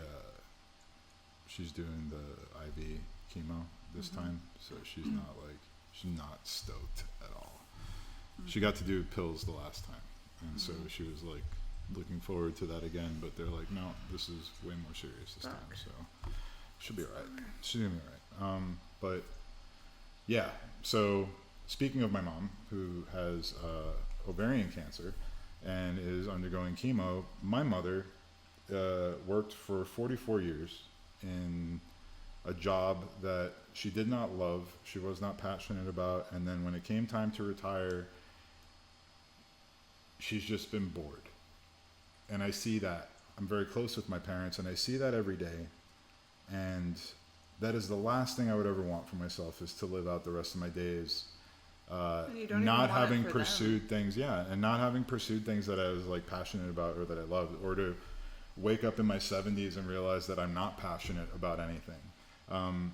That's a really sad existence. And as much as I love my mother, and as much as everything that she's done for me has given me the opportunity to have the life that I have, and I would never give that up for anything, it's something that motivates me to no end, because I don't want that for myself. I don't want that for anybody. I don't want that for other people. I don't want that for her, but there's no changing that now. Once you get to a certain age, it's like, what the fuck are you going to do? Like, go to camp? Like, you know, so like it is what it is at that point. Yeah, but, you know, like having witnessed that and having seen that moment come to fruition, where it was like, you almost visually see it rushing into somebody's head, like, oh, I don't know what to do with myself, and to see somebody questioning like their own value as well, like, nah, like what do I bring to this life or this world anymore? And like, luckily, you know, she has a family, and like she does, but at the same time, it's like, fuck, I don't want that. That's one of the things that I've been saying, and one of the ways that I've been trying to be, is that one of the things that I never had was like self-worth. And it's like, you need that, because when it comes down to it, at the end of the day, it's like, even if you have a partner, even if you have friends, people come and go, whether it's, you know, an untimely demise, whether it's like a falling out, whether it's this or that. You know, when it comes down to it, you only have yourself at the end.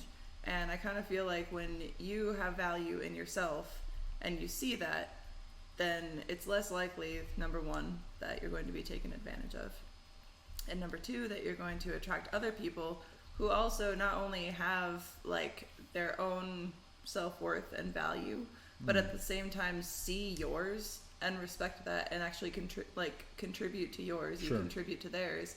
And I feel like you just end up having a better, closer circle of people who are more meaningful, rather than just this broad swath of people that you're trying to keep up with, who really don't care what's going on with you. You don't really care what's going on with them. And at the end of the day, why is it necessary to have so many connections? Right. Do you know what I'm saying? Like, connections are necessary, but I don't think that people need to be necessarily so invested in so many people at once, because you can't really give someone the kind of attention that you need to foster a relationship that is actually meaningful, if you're diverting your attention to so many people in so many directions.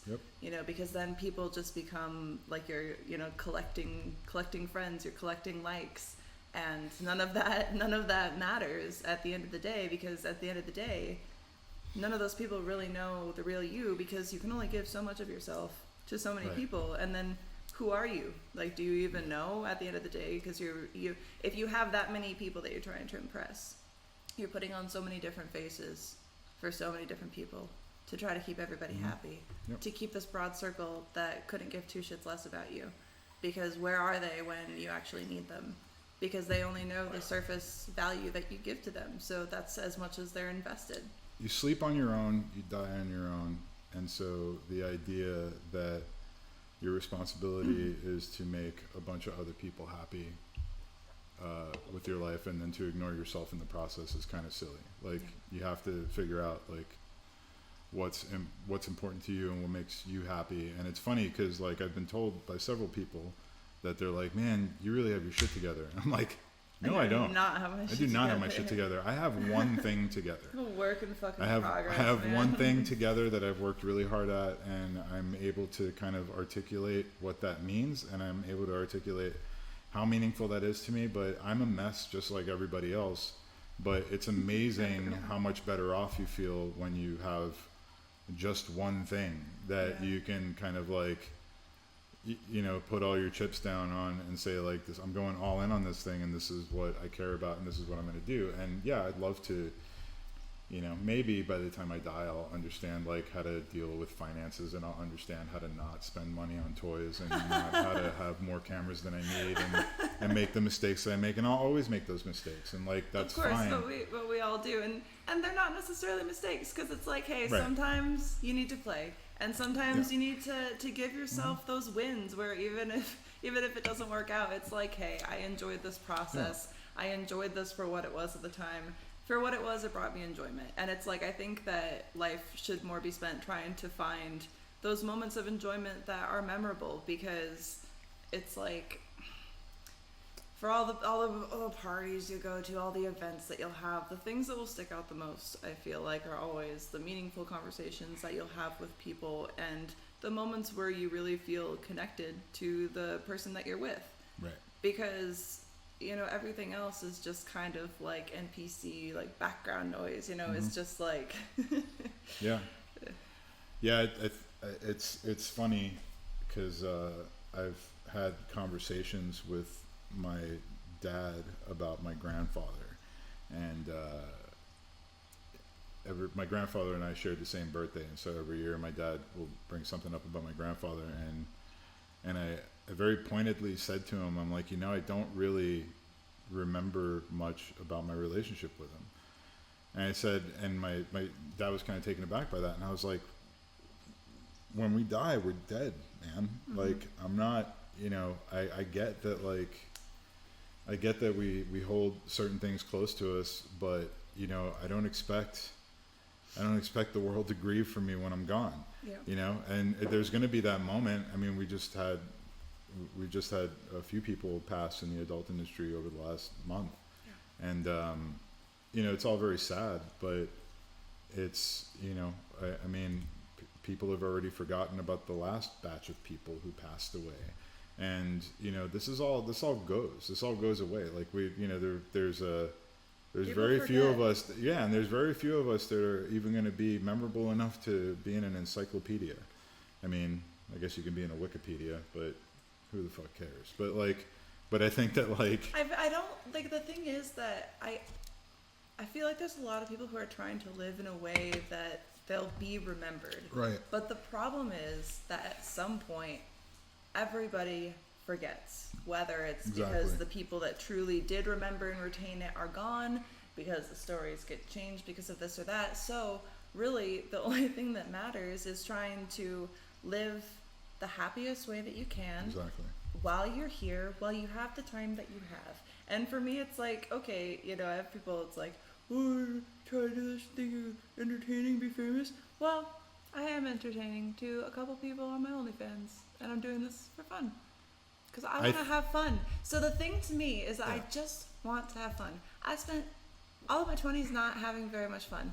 I didn't really like it. It wasn't fun. Yeah. It was not a fun time. Yep. So I would like to have fun.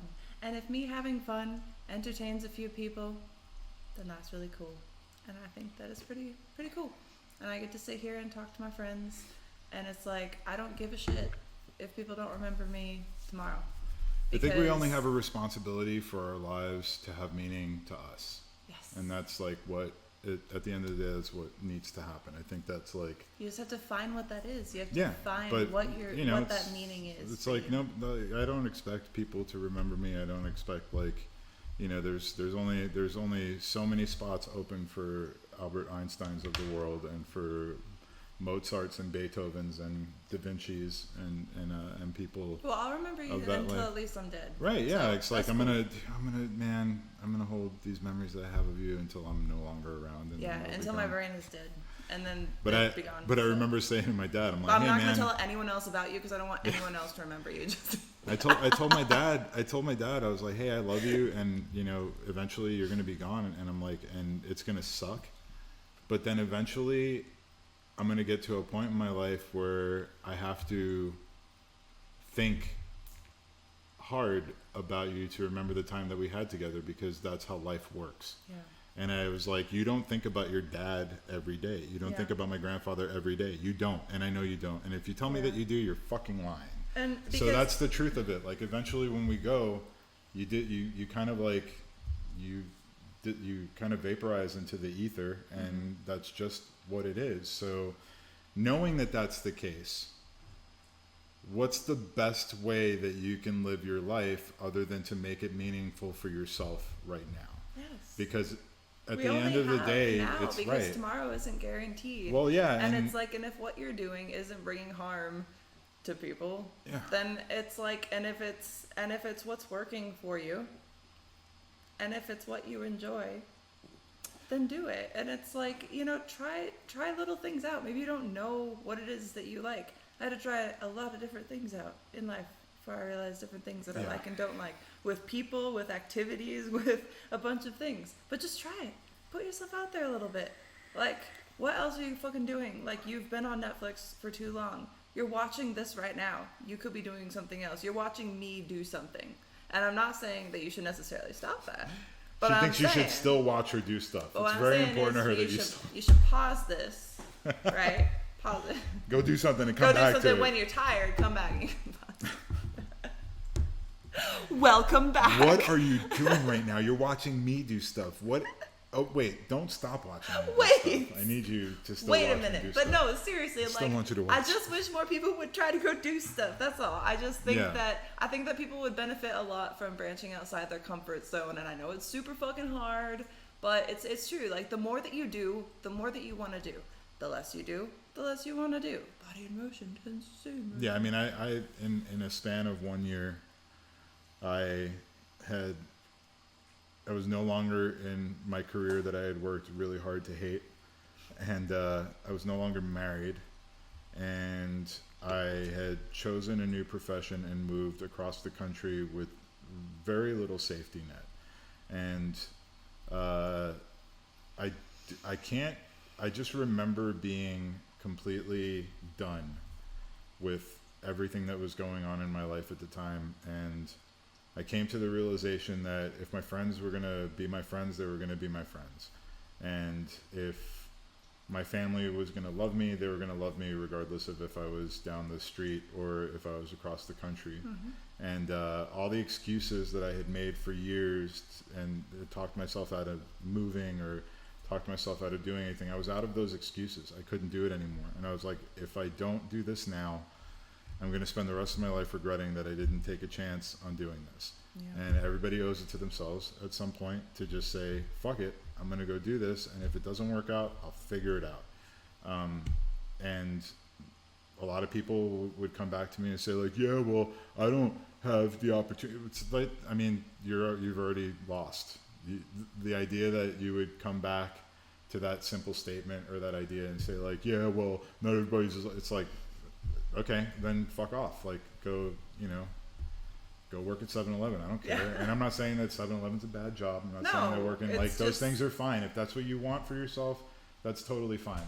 But the idea that those things are an excuse for you to not take a chance on yourself, you're just making excuses for yourself. It's the same. It's the same as, and I'll say this now, and people can give me shit for it. Not that anybody's watching, but like, just kidding. I'm joking. It's true. No, but nobody. Not taking a chance on yourself is the same thing as going to church and expecting that God has the answers. Because the number one thing that religion teaches you is not to believe in yourself because you're fucking too busy believing in other shit.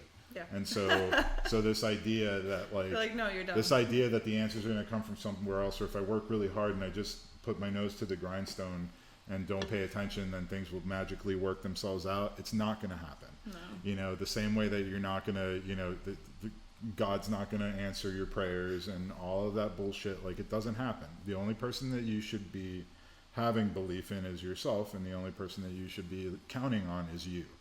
Because nobody else is going to come to your fucking rescue. Well, my thing is kind of like, now, I'm not religious, but I get it. Like, people want to have their thing, but the biggest thing that I always think is, like, if there's the God, and I've said this before on a different one of these, you guys have listened maybe, I don't know, probably not, but it's it's like you don't know, you know? Mm-hmm.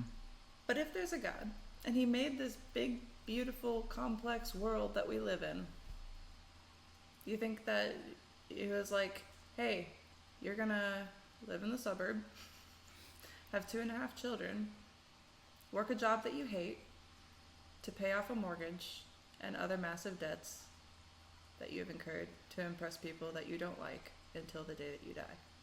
And never go outside of the state, except maybe Florida on vacation every other year. Do you think that's what God wanted? No, I don't think so. Yeah, I don't think so. I don't think that we were meant to like hate our existence here. You know, like why do you think that the depression rates are so high? You know, people are miserable. I don't think that we were meant to just like kill ourselves working. Until the day that we die, like, and just being miserable and just being part of these cogs and these machines of giant corporations that couldn't give two shits less about us. I go crazy when I'm not working, not because I don't have a physical place to go to or that I'm not. It's more like I feel like if I go for a few days without shooting, I just start to feel stagnant. It just feels bad.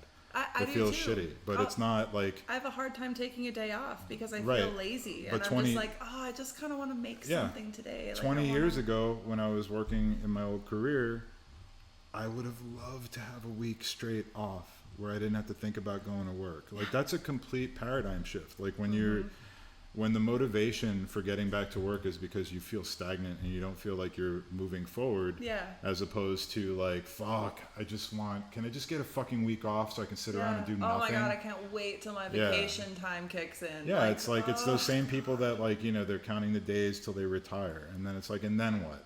Hope you have a fucking plan because it's going to be really boring. And it's like the difference, like, and some people like bitch and complain, right? But some people love that environment and that's their shit. Like, they love that. And that's super cool because there's people like that. Well, and some people cool, love that, but that's way. Like, I worked with people in my old career that were passionate about that career. So to them, what I hated was what they loved, and they were completely bought in to that, and good for them. Like, that's... You found that thing. Go with it. Do it. Yeah, but I would never shit on somebody's reasons for loving what they do. No, but it's not for everyone. What I'm saying is that I just kind of feel like sometimes if people feel miserable, if they feel unhappy, then it's like, it's up to you because no one else can exactly pinpoint it for you. And whether it's therapy, whether it's, you know, whatever kind of self-exploration that you need to find the things in life that truly bring you joy. And I don't just mean like momentary happiness, like, oh, I'm sad, I'm gonna go like internet, you know, retail therapy. Like, I'm saying, like, truly, what are things in life that when you're doing them, you enjoy it, you have fun, you're truly invested in what you're doing and the time that you're doing it. And it doesn't necessarily have to be a different job, because even if you have a job that you hate, maybe you can have something outside of that you're just like, oh, I don't give a shit about work because this is what I get to do on these times, you know, whatever it is, whether it's a hobby or, you know, some side hustle, like selling shit on Etsy, maybe make wood tables and shit, I don't fucking know. But it's like, I feel like people need to definitely stop looking at other people's happiness to try to find what makes them happy, and instead just start exploring shit. Because until you're actually like trying what's out there and like just flip through some idea books and just think, oh, maybe this would be interesting to try, and if it sucks, at least you tried it and you can fucking laugh and joke about it like it's not, you know, just take a fucking chance. Like, don't be so Yep. lame. Yeah, I'm always gonna be thankful for the fact that nobody got in my way when I finally decided that I was gonna do this thing. Like, nobody stopped me and tried to talk me out of it. People thought I was crazy. They were like, what are you doing? Like, you're moving to Las Vegas? What the fuck is in Las Vegas? I'm like, I don't know. I just know that I know that it's not here. Yep. It's a completely different place, and I need out of where I am right now, because being in this same place is going to lead me to making the decisions that bring me back to the same place over and over again. I'm never going to leave. Yeah. And Just got sick of the rut. Yeah, and you know, and I think that, like, my parents have always been, they've never really like held me back. Like, whenever I wanted to do something different, they were supportive. They had their limits where they're like, yeah, go ahead, do it, you're on your own, that's fine. But like, I held myself back for so many years. I remember being married and like having opportunities to transfer and move to other cities in the world to like just transfer offices and work in a different spot. And whether it was allowing my wife to talk me out of it at the time for whatever reason, or talking myself out of it, never making the jump because I was afraid. I was afraid that like, oh, you know, what if things don't work out? What if the job like doesn't work out here? I can't make it here or whatever. And I realized that all of that doubt had to do with like not really caring enough about what I was doing at the time. Like, there was no doubt. Enough to care about what was happening, and so you didn't care enough to change it. I had every reason to have doubt doing what I decided to do as a photographer. I had absolutely no clients. I had no reason to like think that I was going to make it. I just followed what I wanted to do. Yeah, and I'm going to make it work. And what's cool is that, like what you said about your parents, like they were like, okay, like do it. And it's cool because actually a lot of performers that I've talked to here, like their families know, and they've actually said, you know, that they've had a lot of support. And I know that a lot of people don't. But for me, I never realized that I would have any support from my parents until I was like thrust into the position of being forced to tell them what I did. And it was like, it was such a cool experience and like such a relief. And I have so much more like freedom. It's like this big like pit was just like gone. Well, it's also it's like I don't have to feel the shame because they don't make me feel any shame. Well, it's also, but it's also too like they can see the person you are. Exactly. And like they've seen the person. But I never thought that they had that scope just because of the way that my childhood was. But I think their divorce kind of helped, you know, ease a lot of that tension that was between them and kind of probably by proxy taken out in less healthy ways, especially since they were much more like I mean, if you had the same conversation about your career and you showed up with a bunch of fucking needle marks and you were tweaking or whatever and you were like, hey, just so you know, I made a decision. I'm gonna like that. You know, it's a lot of it. So much water. Jesus. It has so much to do with like clearly the decision to do what you're doing is not like, you know, it hasn't impacted you negatively in this like it's turned you into a shitty person. Like you take care of yourself. I think I'm a cooler person. You do well for yourself, of course. Yeah, but you're also I'm funnier now because I've had a lot of bad shit happen to me. So yeah. Well, you have. You've been through some shit, and I mean, we've all been through shit, though. It's just like. But I think like coming out the other end of it and being able to turn being in this industry. You all right there? Just my neck, my back. How's your crack? Is your crack all right? Is your crack also hurt? My crack is fine, dude. I'm telling you. I want to tell you later. I don't want to talk about it right now, but like. Is it a poop story? No. Oh, okay. Sorry. I'm just gonna tell you. I don't care. Okay. I gave myself adult diaper rash because I wore a wet bikini. Like only a wet bikini for like 4 days. Cause I was just like spending all the time in the pool and then like coming into the cold and like going out and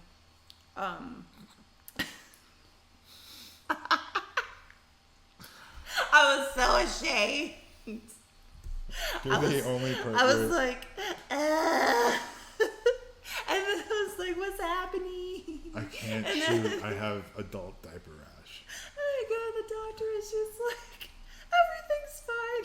But you have diaper rash. She's like, it's basically diaper rash. Did she pull your legs way back and then put talcum powder on your bottom? No, she just looks at it and she goes, damn, that's red. It could have been a pretty cool, like, little piece of content. She's like, here's fucking steroid cream, so I put my butt on steroids. So I'm hoping it gets really big. Yeah. I'm hoping my butt just gets like... Diaper rash gains. Fuck yeah. Jesus Christ. Anyway, so... I think that's a good place to end. I think we've gone because I think we've gone enough. for a really long time. I might even make this 2 episodes because it's like a long time. Yeah, I'm sure everybody will be clamoring for a part 2. I'm sure everyone. You might just want to edit it down. No, I'm gonna make it 2. All right, that's fine. Because that takes care of like one less episode. Right. I mean, you want to give those 5 viewers their money's worth. I do, and to be fair, it's free, so it's kind of like.